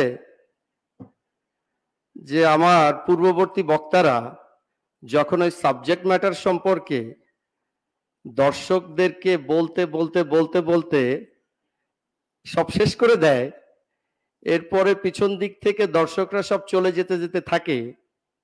তা আমার ক্ষেত্রে তখন বিষয়টা এরকম হয় যে আমি খুব ভয়ে থাকি, আচ্ছা আমার পর্ব যখন আসবে একজন কি দর্শক থাকবে? তো আমি দেখছিলাম যে আমাদের অডিয়েন্স লেভেল থেকে উঠে যাচ্ছে এবং আমাদের admission.ac-র পিপাস সহ অন্যান্য তার সহকর্মীদেরকে নিয়ে খুব কষ্টে স্ট্র্যাটেজিক্যালি ওই বাইরে গিয়ে আবার অনেক কষ্টে ধরে ধরে নিয়ে আসছে। আমি ওটা দেখছিলাম আর কি। তো আমার ক্ষেত্রেও আমি ভাবছিলাম যে লাস্ট স্পিকার হিসাবে আসলে একজন থাকবে কিনা আমার কথা শোনার জন্য। ওকে, সো আমি আসলে ওই আপনাদেরকে আর ইউরোপ নিয়ে আমি কথা বলবো না। ইউরোপ নিয়ে, ইউরোপের স্টাডি, ইউরোপের স্কলারশিপ, ইউরোপের অপরচুনিটিজ, আমি হয়তো top of the line I would say some few words, some few sentences. আপনারা স্টাডির জন্য অবশ্যই আপনারা অস্ট্রেলিয়া যাবেন, ইউকে যাবেন, কানাডা যাবেন, তাহলে ইউরোপে কিসের জন্য যাবেন? ডেফিনেটলি আমার একটা নিজস্ব একটা কি বলবো আপনাদেরকে রিসার্চ আছে। নিজস্ব একটা রিসার্চ বলতে আমি একজন আবার শিক্ষক মানুষ, আমি একটা ইউনিভার্সিটিতে পড়াই। তো আমার রিসার্চ হলো আমি আমার স্টুডেন্টদেরকে জিজ্ঞেস করি যে আচ্ছা আপনাদের যখন বিয়ে শাদী করবেন আপনাদের এই হানিমুন পিরিয়ড কোথায় কাটাতে আপনার খুব ইচ্ছে, আপনার শখ? হ্যাঁ, তো তখন ইউরোপ চলে আসে, সুইজারল্যান্ড, ফ্রান্স, প্যারিস, তাই না, Rome, Madrid, Barcelona, Prague.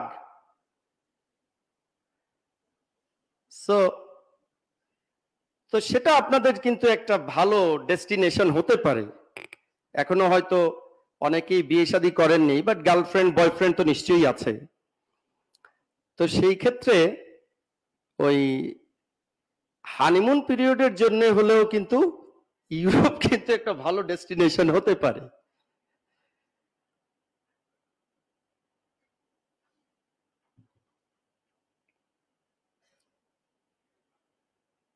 Why I personally, despite having your higher study abroad.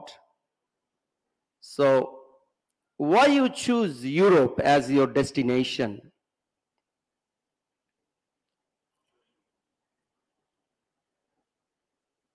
Ashole, if you consider the geopolitical landscape right at this moment that Europe is having, Europe is holding, so from that point of view,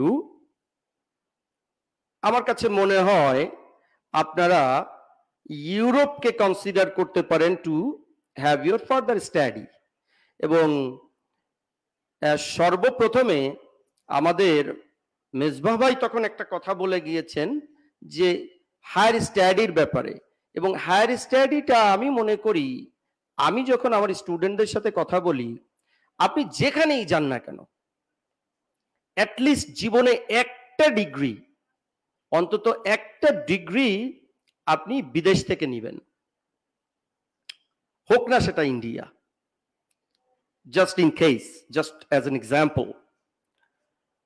So আমি কেন এটা খুব strongly বলি, বিশেষ করে আমার স্টুডেন্টদেরকে বলি যে জীবনে অন্তত একটা ডিগ্রি দেশের বাইরে থেকে নেওয়ার জন্য।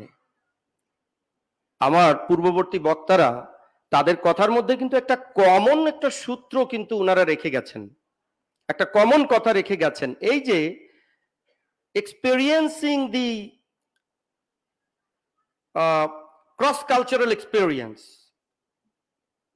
cultural diversity, to learn cultural diversity, এবং to have cross-cultural experiences, এই দুটো জিনিসের জন্য আপনাকে পৃথিবীর যে কোনো একটা দেশ থেকে একটা degree definitely will add value to your credential. তো যার যার যেখানে দক্ষতা এবং যার ক্রেডিবিলিটি যতটুকুন সে সেখানেই যাক না, কিন্তু যাক। বাংলাদেশ থেকে একটা সার্টেন ডিগ্রি নেওয়ার পরে আপনি পৃথিবীর যে কোনো একটা জায়গা থেকে একটা ডিগ্রি নেন, অবভিয়াসলি আপনার ওই যে ক্রস কালচারাল এক্সপিরিয়েন্সের কথা আমরা বলছি, ডাইভার্সিটির কথা বলছি, নলেজের কথা বলছি, এটা অবশ্যই ইনহ্যান্স হবে, এটা অবশ্যই বৃদ্ধি পাবে, অবশ্যই সেটা বাড়বে। আমি পার্সোনালি বাংলাদেশের অনেক ইউনিভার্সিটিতে গিয়েছি, কথা বলেছি, সেমিনারে অ্যাটেন্ড করেছি, বক্তৃতা দিয়েছি, অনেক প্রফেসরস, অনেক লেকচারার্স আমি দেখেছি ইন্ডিয়া থেকে পিএইচডি করা,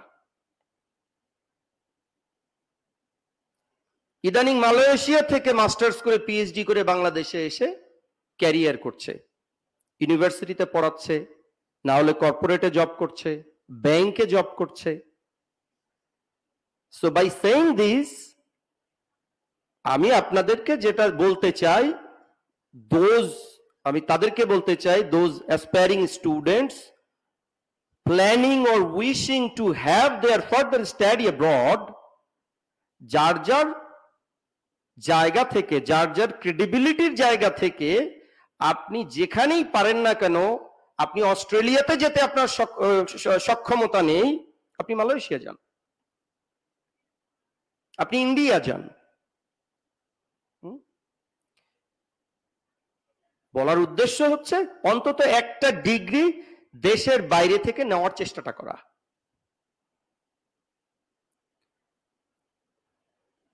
ইউরোপে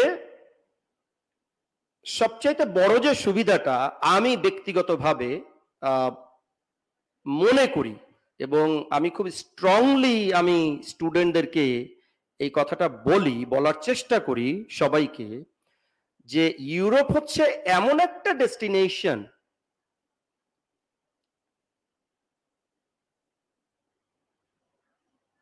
মানে such a code fit for all. কিরকম? যে ইউরোপে আপনি এমন এমন কান্ট্রি আছে, যে ইউরোপে there are 27 or 28 countries, এবং ইউরোপ হচ্ছে একটা Schengen block, through European union, এটা একটা কনফেডারেশন টাইপস অফ অর্গানাইজেশন, যেখানে কিনা ইউরোপের সব ধরনের কান্ট্রিজগুলো ইউরোপিয়ান ইউনিয়নের member, and they are having some common things. তো স্টাডির ক্ষেত্রে আপনি যদি জার্মানিতে চান্স না পান, আপনি অস্ট্রিয়াতে পাবেন। আপনি যদি অস্ট্রিয়াতে চান্স না পান, আপনার ক্রেডিবিলিটি দিয়ে হয়তো ক্রোয়েশিয়াতে পাবেন। ক্রোয়েশিয়াতে না পান, গ্রিসে পাবেন, আপনি স্পেনে পাবেন, আপনি ফ্রান্সে পাবেন, আপনি সুইজারল্যান্ডে পাবেন, আপনি নেদারল্যান্ডসে পাবেন, ফিনল্যান্ড, নরওয়ে। ইউরোপকে বলার জন্য আসলে এই এত স্বল্প সময়, আর যেহেতু লাস্ট বক্তা তো অলরেডি আপনারা ধৈর্যচ্যুতি অলরেডি হয়েই গেছে, আর অ্যাসপায়ারিং স্টুডেন্টও মনে হয় না এখানে খুব বেশি একটা আছে। যাই হোক, আমি আর বোধহয় হয়তো 2-1 মিনিট সময় নিব। ইউরোপ সম্পর্কে বলার আসলে অনেক কিছু আছে, আর সবচেয়ে বড় বিষয়টা যেটা, ওই যে আমি কিছুক্ষণ আগে ফিনল্যান্ডের কথা বললাম, নরওয়ের কথা বললাম, যে আপনি যদি সোশ্যাল সিকিউরিটির কথা চিন্তা করেন, আমরা যখন আমি পার্সোনালি পলিটিক্যাল সায়েন্স পড়াই, তো স্টুডেন্টদেরকে সোশ্যাল ডেমোক্রেসি নিয়ে কথা বলি, সোশ্যাল ডেমোক্রেটিক, এবং আমরা এক্সাম্পল দেই যে বেস্ট সোশ্যাল ডেমোক্রেটিক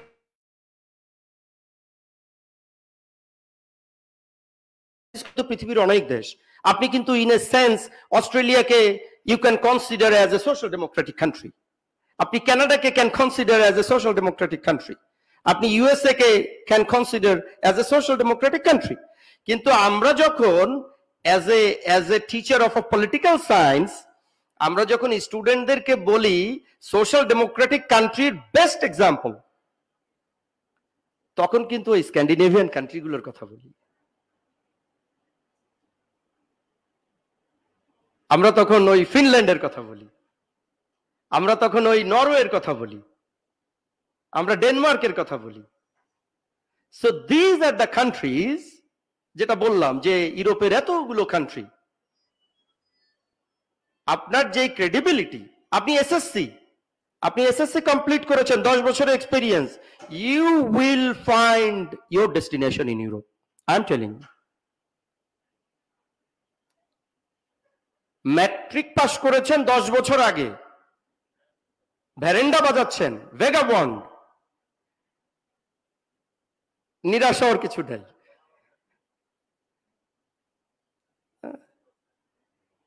ইউরোপের কোনো না কোনো কান্ট্রিতে, কোনো ইনস্টিটিউশনে, কোনো না কোনো প্রোগ্রামে you can fit into that particular programme.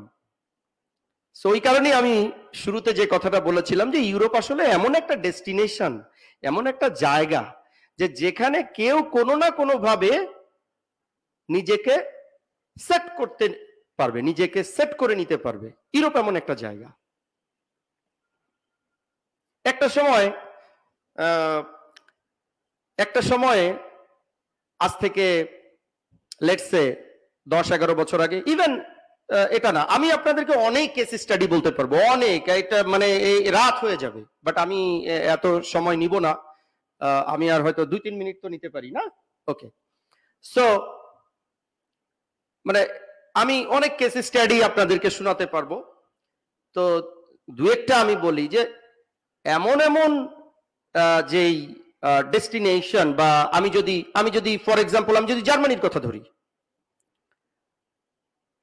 11-12 বছর আগে যখন জার্মানি ব্র্যান্ডিং করা শুরু করলাম বাংলাদেশে, খুব বেশি দিন আগের কথা না, কিন্তু জার্মানির এডুকেশন নিয়ে কথা বলা শুরু করি বা বিভিন্ন জায়গায় যাই, লোকজন তখন খুব মানে ইউনো, সো যারা খুব ভালো ভালো ঢাকা বিশ্ববিদ্যালয়, জাহাঙ্গীরনগর বিশ্ববিদ্যালয়ের ভালো ভালো সাবজেক্ট থেকে,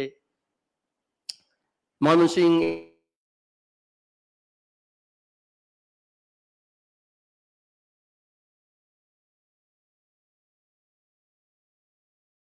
প্রতিক্রিয়া,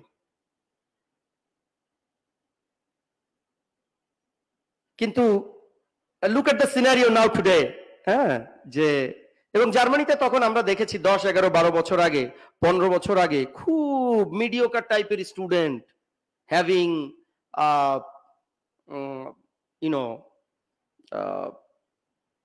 mediocre type of result in their tertiary level education বা ইন্টারমিডিয়েটে।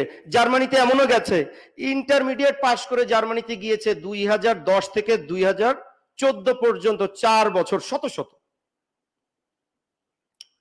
ওই সময়টাতে জার্মান গভর্নমেন্ট একটা সুযোগ দিয়েছিল যে বাংলাদেশের higher secondary certificate examination complete করার পরে একজন স্টুডেন্ট আমাদের দেশে আসতে পারবে, provided that a student complete a certain level of German language here in Germany. After that, তারা তাদের ডিজায়ার্ড প্রোগ্রামে ব্যাচেলর করার সুযোগ পাবে ওদের ভাষায়।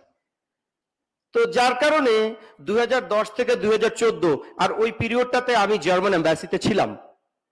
সো আমি দেখেছি দ্য ফ্লো। আপনারা এখানে কম বেশি আমার এখানে যারা বসে আছেন ওনারা অনেকেই জানেন স্টোরিগুলো, এবং স্টোরিগুলো খুব বেশি একটা ভালোও না। যে ইন্টারমিডিয়েট পাস করে বাংলাদেশের ছেলে পেলে আমরা জানি যে there are some certain level of students. আমি ভাত খাই ইংরেজি বলে আই অ্যাম রাইস। আমি আপনাদেরকে গল্প বলিনি, আমি কেস স্টাডি থেকে আমি বলছি, আমি ডিটেলসে যাব না। জিজ্ঞেস করেছি আমি ভাত খাই ইংরেজি কি বলে আই অ্যাম রাইস। সে আই অ্যাম রাইসও সে কিন্তু যেতে চায় অস্ট্রেলিয়া, যেতে চায় ফ্রান্স। সো যাই হোক, তো এই যে ছেলেপেলেগুলো ইন্টারমিডিয়েট পাস করেই তারা বাংলাদেশ থেকে কোনো ল্যাঙ্গুয়েজের কোনো রিকোয়ারমেন্ট ছিল না, নাইদার ইংলিশ ল্যাঙ্গুয়েজ রিকোয়ারমেন্টস নর জার্মান ল্যাঙ্গুয়েজ রিকোয়ারমেন্টস। এই সিম্পলি ইন্টারমিডিয়েট পাস করা ছেলেপেলেগুলোই কিন্তু জার্মানিতে গিয়েছে, এবং বিলিভ মি প্রত্যেকটা ছেলেপেলে কিন্তু এক একটা স্টার। মেয়েদের সংখ্যা খুব কম ছিল ওই সময়, যখন ওই সুযোগটা জার্মান সরকার দিয়েছিল ওই সময় মেয়েদের সংখ্যা, মেয়েরা গিয়েছে আমি জানি, যেহেতু আমি তো আপনাদেরকে স্ট্যাটিস্টিক্সই বলে দিতে পারবো, বাট খুব কম, মেবি 2%, 98% ছেলেরা গিয়েছে। কিন্তু এখন আবার ইংলিশ মিডিয়াম ইনস্ট্রাকশনে জার্মানিতে ব্যাচেলার্স বা মাস্টার্স করার জন্য, বিশেষ করে নন টিউশন ফি প্রোগ্রামে লেখাপড়া করার জন্য বা টিউশন ফি দিয়ে লেখাপড়া করার জন্য, আমি আপনাদেরকে এখন বলতে পারি এখন একদমই মানে বিপরীত চিত্র। এখন মেয়েদের সংখ্যা বেশি। A good number of female students, so they are intended to study their higher education in Germany. তো যে কথাটা আমি বলছিলাম, ওই যে 2010 থেকে 2014 জার্মান ভাষায় লেখাপড়া করে ওরা কিন্তু আসলে খুব বেশি, ওরা কিন্তু আর ওই জায়গাটাতে যেতে পারেনি। পরবর্তীতে 2014 পরে জার্মান সরকার যখন দেখেছে যে না, আমরা আসলে এটা একটা রং ডিসিশন ছিল, বাংলাদেশ থেকে ইন্টারমিডিয়েট পাস করে ছেলেপেলেগুলো এখানে আসবে, এসে আমাদের ভাষা শিখবে, আমাদের ভাষা শিখে আমাদের দেশের মিডিয়া অফ ইনস্ট্রাকশনে তারা তাদের ব্যাচেলর, তারা তাদের মাস্টার্স এভাবে করবে। কিন্তু এটা আসলে হয়নি। বাংলাদেশ থেকে যেই সমস্ত ছেলেপেলেগুলো ইন্টারমিডিয়েট পাস করে গেছে তাদের প্রাথমিক এটাই ছিল যে ওইখানে গিয়ে কিভাবে সেটেল হওয়া, ওইখানে গিয়ে কিভাবে টাকা পয়সা কামাবো, এন্ড দে ডিড ইট। তারা তাদের জায়গায় তাদের যে স্বপ্ন, সেই স্বপ্নে তারা সাকসেসফুল। অন্তত আমি 100-150 জনকে চিনি যে যারা এই ওইভাবে কেউ ওখানে গিয়ে পরে আর ভিসা বাড়াতে পারে না, তখন কন্ট্রাক্ট ম্যারেজ করেছে। আর আপনারা একটা বিষয় নিশ্চয়ই জানেন যে ইউরোপ সাচ এ ডেস্টিনেশন যেখানে আপনি ফেরত না আসতে চাইলে আসলে আপনাকে পাঠানো is very difficult. Human rights এতটা কড়াকড়ি সেখানে, আপনি নিজে না আসতে চাইলে সেখানে, যার কারণেই কিন্তু ওই নৌকায় করে বা কোন রকম সাঁতরিয়েও চায় মানুষ যে না, আমি একটু ইউরোপের যে কোনো একটা কোনায় গিয়ে আমি পড়তে পারলেই হয়েছে। কেউ কন্ট্রাক্ট ম্যারেজ করে পার্মানেন্টলি থেকেছে, কেউ ওখানে 4 বছর 5 বছর কন্টিনিউ করে টাকা পয়সা খুব ভালো কামিয়েছে। আমি নিজেই দেখেছি ইন্টারমিডিয়েট পাস একটা ছেলে মাসে লাখ লাখ টাকা ইনকাম করছে। ও ও লেখাপড়ায় কি মন দিবে? বাচ্চা বাচ্চা ছেলে পেলে টাকা পয়সা কামাই করে দেখে যে আর ল্যাঙ্গুয়েজের ভিসা নিয়ে থাকতে থাকতে 5 বছর হয়ে গেছে। ইমিগ্রেশন বলতেছে কি ব্যাপার, ল্যাঙ্গুয়েজ কত দূর করছো, যে বি অন করছি। তোমার তো বি অন করার কথা না, এতদিন স্টুডেন্ট কলিগ করে এতদিন তোমার ইউনিভার্সিটিতে তোমার অনার্স শুরু করার কথা, যে আর দিব না তোমাকে। তো ওখান থেকে চলে গেছে পর্তুগাল, চলে গেছে স্পেন, চলে গেছে পোল্যান্ড, গিয়ে জব কন্ট্রাক্ট নিয়েছে, এখন পার্মানেন্টলি সেটেল। ইন্টারমিডিয়েট পাস করা যে সমস্ত শত শত ছেলে পেলে গিয়েছে প্রত্যেকেই পার্মানেন্টলি সেটেলড, ওয়েল সেটেলড, তাতে কোনো সন্দেহ নেই। কিন্তু যেই অবজেক্টিভ নিয়ে এটা শুরু করেছিল জার্মান গভর্নমেন্ট বাংলাদেশি স্টুডেন্টের জন্য, ওই অবজেক্টিভটা আসলে ফুলফিল হয়নি। যাই হোক, আমি যেটা বললাম যে ইউরোপের এডুকেশন, ইউরোপের এগুলো নিয়ে বললে আসলে অনেক অনেক কিছু বলা যায়। দোজ হু আর ইন্টারেস্টেড, যার যার ক্রেডিবিলিটি অনুযায়ী আপনি there are many universities আপনি পাবেন যে যেখানে একদম very low level of tuition fees, অনেক কম পয়সায় আপনার টার্গেট ওখানে সেটেল হওয়া। চলে যান ক্রোয়েশিয়া, চলে যান গ্রিসে, চলে যান স্পেনে। there are many universities যে যেখানে ইয়ারলি টিউশন ফি 2 লাখ টাকা, বাংলা টাকায় 3 লাখ টাকা। তো 2 বছরের মাস্টার্সে 6 লাখ টাকা। তো সেইটা দিয়ে খুব সুন্দরভাবেই ওই দেশে ইনকাম করে ওই আপনার টিউশন ফি দেওয়া, নিজের লাইভলিহুডের এক্সপেন্ডিচার চালানো খুব অনায়াসেই সম্ভব। আমি পার্সোনালি এরকম, আমি মানে প্রচুর স্টুডেন্টকে আমি পার্সোনালি চিনি যে বাংলাদেশের মিডিওকার ফ্যামিলি থেকে যাওয়া, জমি বিক্রি করে যাওয়া, স্টুডেন্ট অবস্থাতেই নিজে চলছে, টিউশন ফি দিচ্ছে, বাংলাদেশে সংসার চালাচ্ছে, ফ্যামিলি চালাচ্ছে। This note, thank you very much, and I would like to express my heartfelt gratitude to Admission.ac for giving me floor and for inviting me today at this seminar as one of the keynote speaker, and my special gratitude to those from the audience part, so who actually still have their passion to the highest level, and with their passion who listen to me, listen to my speeches. I'd like to, I'm really grateful. At AC me as part of Daffodil family, I cannot say no. Okay, so I am always at your service, Admission.ac, and in future, if you call me again, I would be glad. And as I said, because Admission.ac is very close to my heart, and thereby I never say no while attending any seminar as a audience or as a lecturer. I don't mind, but I always put Admission.ac on the highest priority, and thereby I'm here today in front of you. So thank you very much, and hope to see you again in future. Thank you.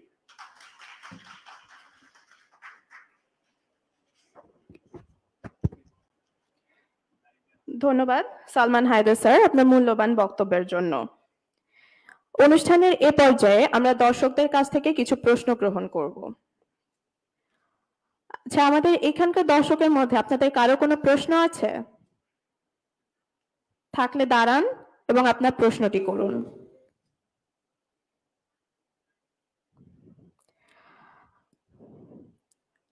আচ্ছা sir, আমাদের লাইভও হচ্ছে, তো so আপনাদের কাছে বেশ কিছু questions আছে আমাদের গেস্টদের, সো আমরা সেগুলো বলতে পারি? আচ্ছা, একটা মাইক দিয়ে দেবেন এদিকে।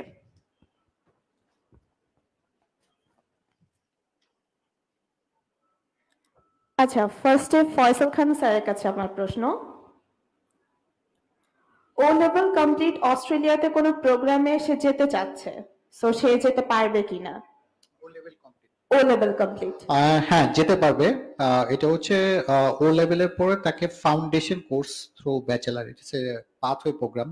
পাথওয়ে শেষ করে এটা আর্টিকুলেট হবে হচ্ছে গিয়ে ব্যাচেলারের সাথে। সো ফাউন্ডেশনটা আসলে এডিশনাল একটা প্রোগ্রাম, ওটা যার হচ্ছে যে 12 এর যে করে নাই ওটা গ্যাপটা ফিল আপ করবে। সো পসিবল, বাট এখানে একটা জিনিস কনসিডার করতে হবে, সেটা হচ্ছে যে এইজটা, এইজ ইজ ইম্পর্টেন্ট। সো ফাউন্ডেশনের জন্য উইদিন 20 ইয়ার্স হতে হবে এইজটা। এই ফাউন্ডেশন কোর্সটা কত দিনের জন্য হবে? এটা 1 ইয়ারের কোর্স হবে। 1 ইয়ারের কোর্স। Thank you sir. রিসার্চের জন্য যাওয়ার ক্ষেত্রে রিকোয়ারমেন্টস কি কি থাকবে, যেহেতু এটা দুইটা স্ট্র্যাটেজি ফলো করছে? জি। সো ও যদি কোর্স বেসিকে না যেয়ে যদি রিসার্চ বেসিকে যেতে চায় তাহলে তার ক্ষেত্রে রিকোয়ারমেন্টস কি কি হবে? মাস্টার্স প্রোগ্রাম, রিসার্চের ক্ষেত্রে মাস্টার্স বাই রিসার্চ এটার জন্য মোস্ট ইম্পর্টেন্ট থিং হচ্ছে গিয়ে ওনার একটা রিসার্চ প্রপোজাল থাকতে হবে, এবং এই রিসার্চ প্রপোজালটা যদি উনি ওনাকে এটা রিপ্রেজেন্ট করতে হবে, তাকে যোগাযোগ করতে হবে যে ওখানকার যে সুপারভাইজার আছেন, যে প্রফেসর আছেন, যাকে সে রিসার্চ অ্যাসিস্ট্যান্ট হিসেবে তাকে হেল্প করতে পারে, তারা যদি এটা ওকে বলে যে তারা হ্যাপি টু তাকে হেল্প করবে, ইন দ্যাট কেস হচ্ছে কি তারা একটা অ্যাপ্রুভাল দিবে, দেন বাকি প্রসেসটা আমরা করতে পারবো। সো এখানে ইম্পর্টেন্ট হচ্ছে তার রিসার্চ প্রপোজাল। কেউ যদি চ্যান্সেলর স্কলারশিপের জন্য অ্যাপ্লাই করতে চায় তাহলে সেই ক্ষেত্রে রিকোয়ারমেন্টস কি কি থাকবে? এলিজিবিলিটি ক্রাইটেরিয়া গুলো কি থাকবে? ভাইস চ্যান্সেলর স্কলারশিপ এটা অ্যাকচুয়ালি মানে যেটা বলতে পারেন যে 100% স্কুলে ফুল স্কলারশিপ অ্যাকচুয়ালি। সো এই ক্ষেত্রে যেটা হয়, এটা দেখেন প্রত্যেকটি ইউনিভার্সিটি আসলে এই অপশনটা 2 জন বা 3 জন স্টুডেন্টকে দেয় এক বছরে। হয়তো আপনার ফেব্রুয়ারি ইনটেকে, উইন্টারে ওরা একটা দেয়, আবার সামারে একটা দেয়। সো ইন দ্যাট কেস যেটা হয় যে স্টুডেন্টকে আসলে একটু এক্সট্রাঅর্ডিনারি হতে হবে, যেমন তার এক্সট্রাঅর্ডিনারি রেজাল্ট থাকতে হবে, না গড়পড়তা মার্ক যেটাকে বলি সেইটা না, তার থেকে এক্সট্রাঅর্ডিনারি কিছু থাকতে হবে, এক্সট্রাঅর্ডিনারি অ্যাচিভমেন্ট থাকতে হবে, ভলান্টারি হইতে পারে বা ক্লাবিং হইতে পারে, ইজ এনিথিং, যেটা সে যেগুলো দিয়ে সে প্রুফ করতে পারবে যে অ্যাকচুয়ালি আমি আই ডিজার্ভ the 100% স্কলারশিপ। মানে সব সেক্টরে টপ নচ হতে হবে। জি। আচ্ছা স্যার, আমার আপনার কাছে last question, is this full funding scholarship available in Australia? G G, full funding scholarship দিচ্ছে আপনার 5 থেকে 6টা ইউনিভার্সিটি ফুল ফান্ডিং স্কলারশিপ আছে এখন। নামগুলো যদি একটু মেনশন করতেন। আপনি ইউনিভার্সিটি অফ টেকনোলজি সিডনি, সেটা আমি আগে মেনশন করছি। দেন হচ্ছে আপনার ডেইকিন ইউনিভার্সিটি, তাদের আছে। গ্রিফিথ ইউনিভার্সিটির আছে, ইউনিভার্সিটি অফ ওলংগং আছে। দেন আপনি যদি গ্রুপ অফ এটে দেন, গ্রুপ অফ এটে আপনার ইউনিভার্সিটি অফ সিডনিতে আছে, ইউনিভার্সিটি অফ কুইন্সল্যান্ডে আছে। Thank you sir. আচ্ছা, এবার আমার নেক্সট কোয়েশ্চেন হচ্ছে সালমান হায়দার স্যারের কাছে। স্যার, কোন একজন স্টুডেন্ট ডেনমার্কের ব্যাপারে জিজ্ঞেস করেছে যে সে জানতে চাচ্ছে তার আইএলটিএস স্কোরটা হচ্ছে 5.5। সো এই স্কোরটা দিয়ে সে কি ডেনমার্কে অ্যাপ্লাই করতে পারবে for bachelor or masters programme? Unfortunately, no. তাহলে রিকোয়ারমেন্টসটা কত? Requirement 6.5. Okay sir. আরেকটা কোয়েশ্চেন হচ্ছে, now how long do I need to pier in Denmark? How long it takes to have PR in Denmark? Yes. It's not in case of Denmark. In overall, if I would say that in the most European countries, the requirements is almost same. That after completing your bachelor's or master's, you would get 18 months after study job search visa, means 18 months job search visa. So meaning that after completing your degrees, you have to have a full-time job within these 18 months. And while you ensure a full-time job within these 18 months, right after you are having a full-time job, next day you can apply for your PR. So in a sense, I would like to add that from the day one, the day you enter any particular country, it may be in Denmark, it may be in Norway, it may be in Netherlands, it may be in Germany, Austria. From day one, within 8 to 9 years of time, a student can have the citizenship status, can hold the particular passport of that respective countries. Okay sir, thank you. আর যেহেতু ইউরোপে হচ্ছে minimum requirement IELTS এর requirement 6.5, so কেউ যদি spouse সহ যেতে চায় তাহলেও কি রিকোয়ারমেন্টটা সেম থাকবে নাকি কোনো ধরনের রেফার করবে? আমি কিন্তু বলেছি যে 6.5 ইউরোপের রিকোয়ারমেন্টস না, 6.5 আমাকে পার্টিকুলারলি জিজ্ঞেস করেছে ওই স্টুডেন্ট ডেনমার্কের জন্য। ডেনমার্কে majority universities they actually require, they require 6.5 in IELTS or TOEFL. আসলে আমি এখানে একটু দুইটা বেশি কথা বলবো যে আমরা আসলে আইএলটিএস কে গত 15-20 বছর আইএলটিএস এমন ভাবে ব্র্যান্ডিং হয়েছে, আমরা ইংলিশ প্রফিসিয়েন্সি টেস্ট বলি না, আমরা বলি আইএলটিএস। ওই যে গাড়িতে ওই যে মোবিল চেঞ্জের মতন, কি তাই না, যে গাড়িতে আসলে আমার ইঞ্জিন অয়েল চেঞ্জ করব, আমি মোবিল চেঞ্জ করতে আসছি, তো ব্যাপারটা আসলে এরকম।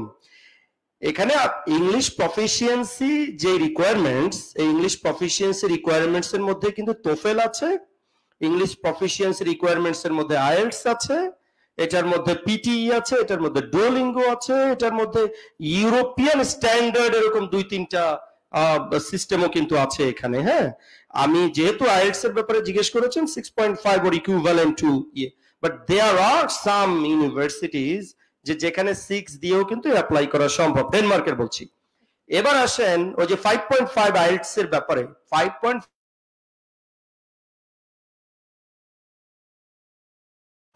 even in Germany, if you search Google, you will find many universities that they require IELTS 5.5 or equivalent in English proficiency test. এরকম অনেক ইউনিভার্সিটিজ আছে, অনেক কান্ট্রিজ আছে। আপনি 5.5 অস্ট্রিয়াতে আপনি 5.5 দিয়ে, গ্রিসে 5.5 দিয়ে করতে পারবেন, ফ্রান্সে 5.5 দিয়ে করতে পারবেন, ইভেন নেদারল্যান্ডসে 5.5 দিয়ে করতে পারবেন, ঠিক আছে। So without any English proficiency এটাও possible. There are some countries, some universities যেখানে কোনো পার্টিকুলার কোনো ইংলিশ প্রফিসিয়েন্সি টেস্ট লাগে না। All the need is to, তারা হয়তো কোনো একটা জুম মিটিং বা কোনো একটা মিটিং, অনলাইন মিটিং অর্গানাইজ করলো, তারা ওই মিটিং এ if you can speak fluently and if they see that the standard level is up to the mark, in that case you don't need any particular English proficiency requirements for those universities in these particular countries. এই হচ্ছে বিষয়। Plus on top of that there are some countries, there are some universities, আমি এখানে নাম বললে অনেক সময় লাগবে আসলে, সো এই কারণে আমি ওইভাবে পার্টিকুলারলি বলতে পারছি না। So there are some universities in some countries in Europe যেখানে তাদের নিজস্ব টেস্টের ব্যবস্থা আছে। আপনি অ্যাপ্লাই করলেন অ্যাজ এ স্টুডেন্ট মাস্টার্স লেভেলে, ওই ইউনিভার্সিটি বলবে ওকে ঠিক আছে, অনলাইন এরকম একটা 1 ঘন্টার এক্সাম হবে English proficiency, and if you pass then you can get admission offer and the rest procedure will follow to have your visa.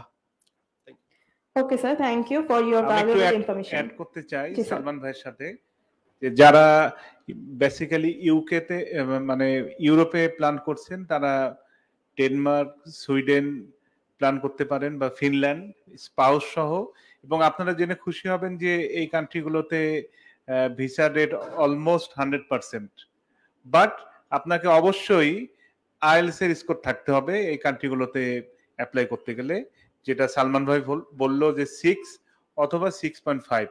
Generally ব্যাচেলারের জন্য 6 লাগে, no band less than 5.5, but মাস্টার্সের জন্য 6.5 তারা তাদের রিকোয়ারমেন্ট।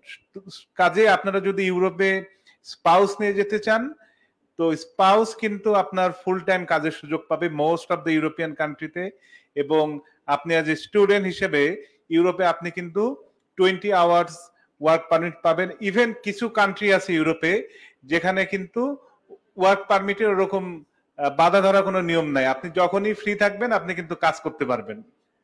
আপনি পড়ালেখার পাশাপাশি যদি আপনি যতক্ষণ ফ্রি থাকবেন ততক্ষণ আপনি কাজ করবেন, কিন্তু কোনো লিমিট নাই। বাট স্পাউসের জন্য কিন্তু আসলে আপনার স্পাউস ফুল টাইম কাজ করতে পারে জেনারেলি। এবং যদি আমরা বলি যে পিআর অ্যাপ্লিকেশনের ক্যাপ টাইম, তো most of the European country গুলোতে আসলে 3 থেকে 5 বছর। এবং সালমান ভাই যেমনটি বললো যে আপনার পড়ালেখা শেষে আপনি 1.5 বছরের পিএইচডব্লিউ পাবেন। ইউরোপে পিএইচডব্লিউটাকে আসলে কাউন্ট করা হয় হলো জব সার্চ ভিসা হিসেবে। তো আপনি যখনই এই যে 1.5 বছরের ভিতরে ইভেন পড়ালেখা চলাকালীন সময়েও আপনি যদি জব পান, তাহলে কিন্তু আপনার স্টুডেন্ট ভিসাটা কনভার্ট হয়ে কিন্তু আপনার জব ভিসা তো হয়ে গেল। এই জব ভিসা হওয়ার পরে আপনার আসলে 4-5 বছরের মাথায় কিন্তু আপনারা পিআর এর জন্য অ্যাপ্লাই করতে পারবেন। এবং আপনারা জেনে আনন্দিত হবেন, ইউরোপের কিছু কান্ট্রিতে কিন্তু 3 বছরেরও কিন্তু পিএইচডব্লিউ থাকে, post graduate work permit. So thank you. Thank you sir. আচ্ছা, এবার আমার নেক্সট কোয়েশ্চেন হচ্ছে আরিফুল আলম স্যারের কাছে।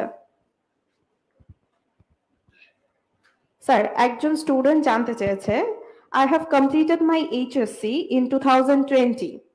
So can I apply in Canada for bachelor program? In a sense, no. Another way, yes. যদি 2020 পরে সে কি করেছে এটা জানতে হবে। যদি সে পড়াশোনা কন্টিনিউ করে থাকে কোথাও, তাহলে তার জন্য ইজি অ্যাপ্লাই করা। আর যদি সে কিছুই না করে থাকে 20 পরে, এখনো পর্যন্ত ইট ইজ 2023, সো তাহলে তার ক্ষেত্রে একটু ডিফিকাল্ট হবে। বাট যদি এক্সপার্ট হ্যান্ডস তাকে হেল্প করে, স্পেশালি কানাডাতে আপনি জানেন ভিসা অ্যাপ্লাই করার সময় বা ইউনিভার্সিটিতে অ্যাপ্লাই করার সময় স্টেটমেন্ট অফ পারপাস লিখতে হয় একটা। ওই স্টেটমেন্ট অফ পারপাসে যদি সে টু দ্য পয়েন্টে অ্যাড্রেস করতে পারে যে he is a genuine student এবং সে কানাডায় গিয়ে পড়াশোনা করবে, তাহলে you will get the visa. Apply করতে পারবে, বাট তাকে প্রুফ করতে হবে যে সে আসলে জেনুইন স্টুডেন্ট, এতদিন পরে সে আবার পুনরায় পড়াশোনায় স্টাডি কন্টিনিউ করতে চাচ্ছে। Thank you sir. আমার নেক্সট কোয়েশ্চেন হচ্ছে নুরুজ্জামান স্যারের কাছে। স্যার, একজন স্টুডেন্ট জানতে চেয়েছে, is there any chancellor or any other scholarship opportunity in UK, full funded scholarship? যিনি প্রশ্ন করেছেন অনেক ধন্যবাদ। স্কলারশিপ অপরচুনিটি সব জায়গাতেই আছে। ফুল ব্যান্ড স্কলারশিপের জন্য অবশ্যই আমাকে ওইভাবে নিজেকে ইকুইপ করে নিতে হবে এবং নির্দিষ্ট সময় হাতে রেখে আমাকে অ্যাপ্লিকেশন গুলো করতে হবে। যেমন আপনারা জানেন যে ইউকেতে হচ্ছে বছর হচ্ছে 2টা ইনটেক, সাধারণত মেজর 2টা ইনটেক হয়। একটা হচ্ছে জানুয়ারি, একটা হচ্ছে সেপ্টেম্বর ইনটেক। সো জানুয়ারি ইনটেকটা হচ্ছে ভেরি শর্ট টাইম, অল্প কিছু কোর্স, অল্প কিছু ইউনিভার্সিটি অফার করে থাকে। সেপ্টেম্বর ইনটেক হচ্ছে বিগ ইনটেক এবং সমগ্র ইউনিভার্সিটিগুলো সব ধরনের কোর্সগুলো অপশন থাকে, ডিফারেন্ট ডিসিপ্লিনের অপশন থাকে। তো এই ক্ষেত্রে আমি কোনটা চাচ্ছি তার সাথে ম্যাচুরিটি। স্কলারশিপের জন্য আসলে ক্রাইটেরিয়ার অপশন আছে, সিলেকশন ক্রাইটেরিয়া গুলো সাধারণত হয়ে থাকে, যেটা যিনি প্রশ্ন হচ্ছে উনি যদি ওর মধ্যে পড়ে তাহলে ডেফিনেটলি ওয়েলকাম। যেমন হচ্ছে একাডেমিক ব্যাকগ্রাউন্ড, অর্থাৎ আমার একাডেমিক এক্সিলেন্ট রেজাল্ট, প্লাস তার সাথে আমার এক্সট্রা কারিকুলার বা কো কারিকুলার অ্যাক্টিভিটিসের সাথে, অথবা সোশ্যাল ওয়েলফেয়ার, অথবা আমি স্টুডেন্ট ছিলাম বা আমি যদি ব্যাচেলর কমপ্লিট করে থাকি মাস্টার্স প্রোগ্রামের জন্য, ইন দ্যাট কেস আমি যদি ডিউরিং মাই ব্যাচেলর ইনভলভমেন্ট থাকে আমার কোনো ক্লাব অ্যাক্টিভিটিস, ইউনিয়ন বা স্টুডেন্ট ইউনিয়নের সাথে অ্যাসোসিয়েট থাকি এবং ওখানকে কোনো রোল প্লে করে থাকি, এই জিনিসগুলো, অথবা সোশ্যাল বা সাস্টেনেবল ডেভেলপমেন্ট এই ধরনের কোনো ওয়েলবিং কোনো প্রজেক্টের সাথে আমি ইনভলভ, এটা ওনার জন্য অনেক অনেক বড় একটা অপরচুনিটি হবে। আমরা অনেক সময় পেয়ে থাকি যে স্টুডেন্টকে যখন জিজ্ঞেস করা হয় যে, যেমন ভাইয়া এখন যেটা বললেন যে আমি পড়াশোনা শেষ করার পরে কি করেছেন, আমি কিছুই করিনি, আনসারটা আছে এটা। তখন আমরা যখন আবার ডিপলি জিজ্ঞেস করি আপনি কিছু একটা তো করে টাইম পাস করেছেন, তখন বলে হ্যাঁ আমি এটা করেছি ওইটা করেছি। ইভেন আমরা অনেক সময় স্টুডেন্ট থাকা অবস্থায় আমরা পার্ট টাইম জব অথবা হোম টিউটরিং বা আমরা যেটাকে টিউশনি বলে থাকি, আমরা এটা করে থাকি। আমাদের কাছে বাংলাদেশে হয়তো এটাকে ছোট মনে হয়, বাট একজন ইউনিভার্সিটি রিপ্রেজেন্ট হিসেবে অথবা বহির্বিশ্বের ইউনিভার্সিটি গুলো এটাকে অনেক বড় হিসেবে দেখে। সো স্টুডেন্ট যিনি প্রশ্ন করেছেন, full board scholarship, yes there are options ইউনিভার্সিটিতে, অথবা there are some external scholarship body আছে, যেমন বললাম যে চেভেনিং আছে ইউকে ক্ষেত্রে, বা কমনওয়েলথ আছে, বা গ্রেট স্কলারশিপ আছে, steam category under scholarship option আছে। সো ওখানে অ্যাপ্লিকেশন করার স্কোপ আছে এবং সেক্ষেত্রে অবশ্যই একটু সময় নিয়ে করতে হবে, একটু আগে থেকে করতে হবে এটা, because it's a very competitive. কারণ ফুল বোর্ড স্কলারশিপ শুধু আপনার একাডেমিক কস্টে কভার করে, আপনার লিভিং কস্ট প্লাস আরো কিছু স্টাইপেন্ড সবকিছু কভার করবে। সো এটা অনেক competitive. Thank you. Thank you sir, thank you সবাইকে যারা আমাদের লাইভে কোশ্চেন করেছিলেন। জি স্যার। আচ্ছা, তো আমি একটু অ্যাড করতে চাই, যেহেতু স্কলারশিপ নিয়ে অনেক কোশ্চেন এসছে, সবাই ডেফিনেটলি কে চায় না স্কলারশিপ।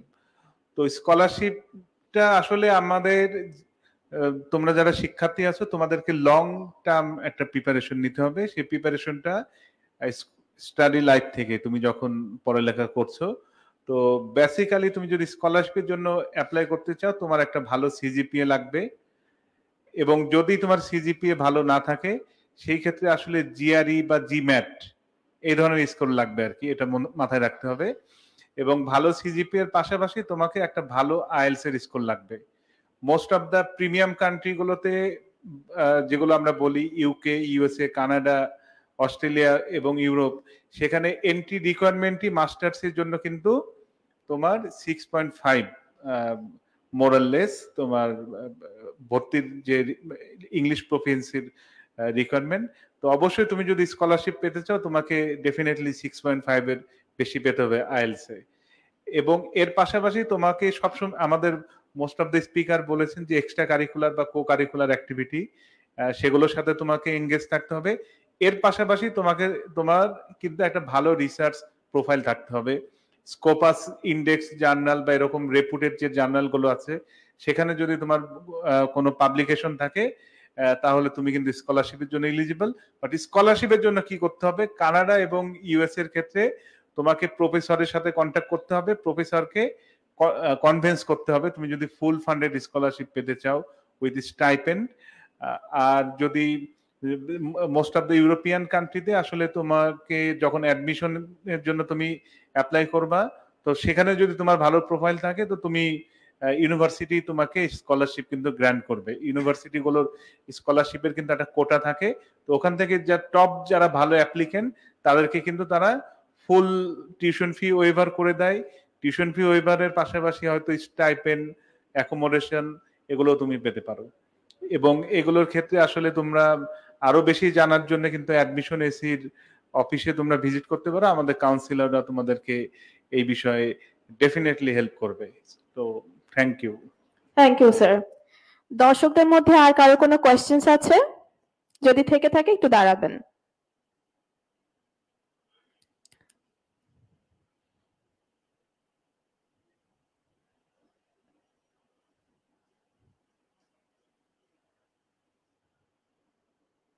আপনার কোশ্চেন করেন।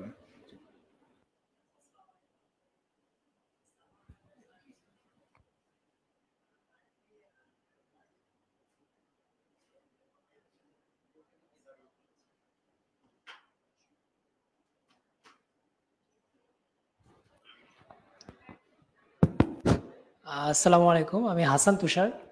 আমার বর্তমান সার্টিফিকেট এজ চলছে 30।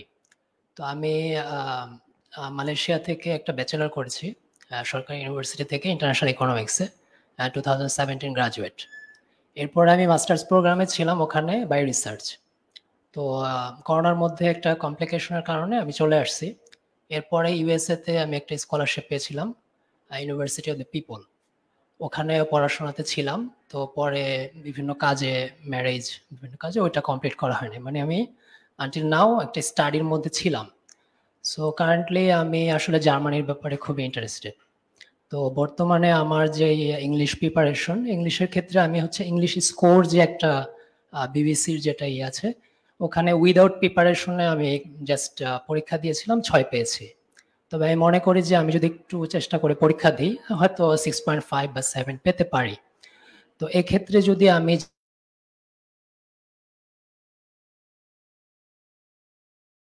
আমি মনে করি যে আমি খুব কম কস্টে, যেহেতু আমার আগের দিক থেকে টাকা পয়সা অনেকটা খরচ হয়েছে, তো আমি যদি একটু মিনিমাম কস্টে ওখানে যাওয়ার চেষ্টা করি, বাই রিসার্চ হতে পারে, যেহেতু আমি ওখানে ইন্টারন্যাশনাল ইকোনমিক্সে রিসার্চ নিয়ে পড়াশোনা করেছি। তো সেই ক্ষেত্রে আমার পরামর্শটা কি হতে পারে যদি একটু কাইন্ডলি রিসার্চ। Thank you.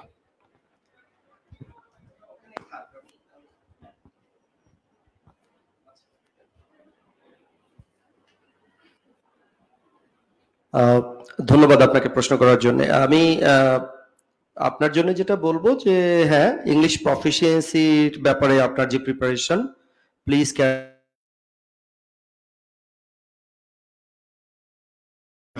অনুযায়ী যেটা আপনার জন্য সুবিধা হবে আপনি সেই টেস্টটা আপনি অফিসিয়ালি দিবেন।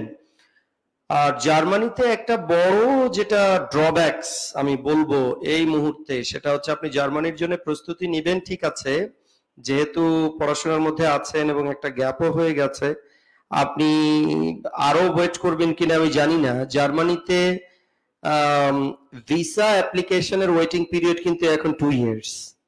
এটা আপনি জানেন কিনা আমি জানি না, একেবারে স্ট্রেট ওয়ে 24 মাস। অর্থাৎ আপনি আজকে অ্যাপ্লাই করবেন, আজকে যদি অ্যাপ্লাই করেন এটা হচ্ছে সেপ্টেম্বর, তো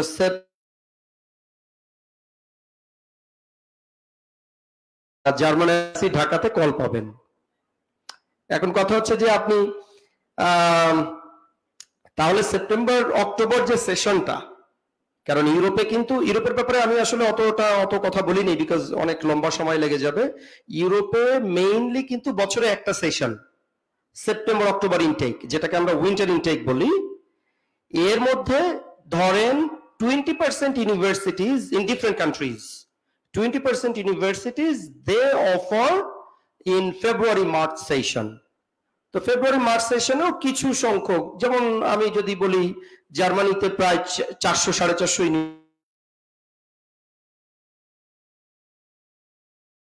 university they also offer bachelors and masters programme in February intact.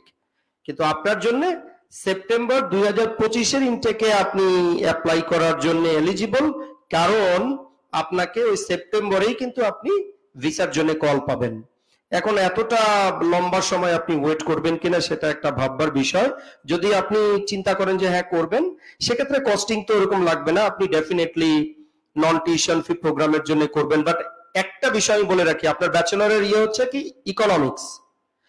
আচ্ছা, ইকোনমিক্স পলিসিস বা এই রিলেটেড সাবজেক্ট গুলোতে আসলে নন টিউশন ফি এখন আস্তে আস্তে কমে যাচ্ছে, আস্তে আস্তে নন টিউশন ফিটা কমে যাচ্ছে। কেননা ইঞ্জিনিয়ারিং সাবজেক্টগুলোতে, সায়েন্সের সাবজেক্টগুলোতে, নন ক্লিনিক্যাল মেডিকেল সায়েন্সের সাবজেক্টগুলোতে নন টিউশন ফি প্রোগ্রামটা আছে। যেমন আপনাকে আমি একটা, কারণ দিন যাচ্ছে সবকিছু চেঞ্জ হচ্ছে, আপনাকে আমি একটা সিম্পল এক্সাম্পল দেই।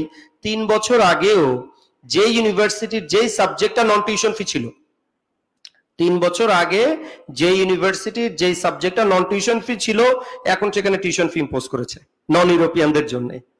ঠিক আছে, নাম্বার 1। নাম্বার 2 হচ্ছে যে আপনাকে ওই ইয়ে করে কি বলে এটাকে, টিউশন ফির বিশেষ করে বিজনেস ইকোনমিক্স এগুলোতে নন টিউশন ফির একটা সাবজেক্টে চান্স পাওয়া টু বি অনেস্ট মানে আকাশের চাঁদ পাওয়ার মতন সমান। কেননা এই নন টিউশন ফি আপনি তো দেখছেন, আপনি অ্যাপ্লাই করছেন বাংলাদেশ থেকে, পৃথিবীতে 200টার উপরে বেশি কান্ট্রি। আপনি এখন এই মুহূর্তে ওই যে ওই গল্পগুলো করা হয় নাই যে পৃথিবীর এমন কোন মানে ইংলিশ স্পিকিং কান্ট্রির এমন কোন স্টুডেন্ট পাবেন না, জার্মানির এমন কোন ইউনিভার্সিটিজ নেই যেখানে নন টিউশন ফি, যেহেতু নন টিউশন ফি।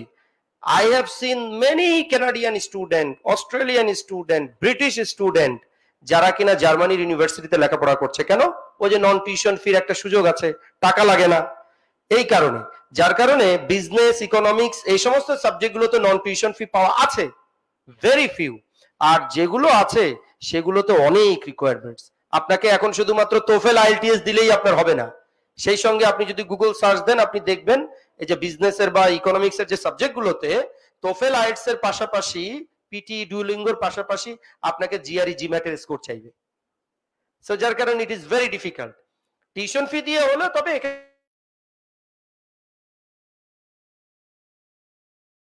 মানে এটা এটা আমাদের দেশের মধ্যবিত্ত সমাজের ছেলে মেয়েদের জন্য এখনো তাদের রিচের মধ্যে আছে।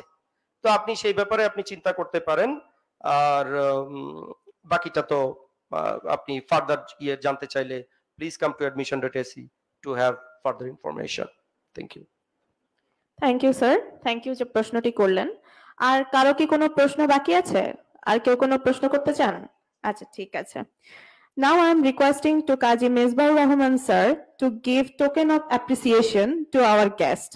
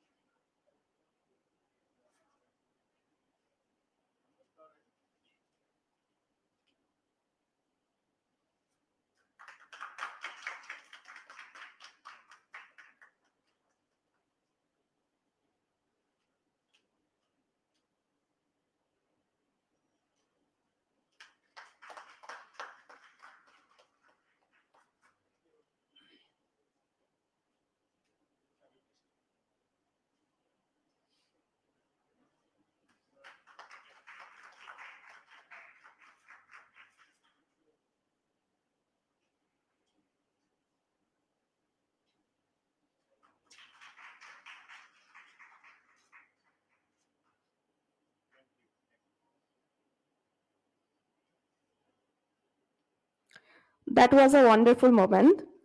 আমরা আমাদের অনুষ্ঠানের একেবারে শেষ পর্যায়ে চলে এসেছি। প্রিয় দর্শক, সম্মানিত অতিথি এবং আপনাদের সকলের উপস্থিতি আমাদের সেমিনারটিকে করে তুলেছে আরো প্রাণবন্ত এবং সার্থক।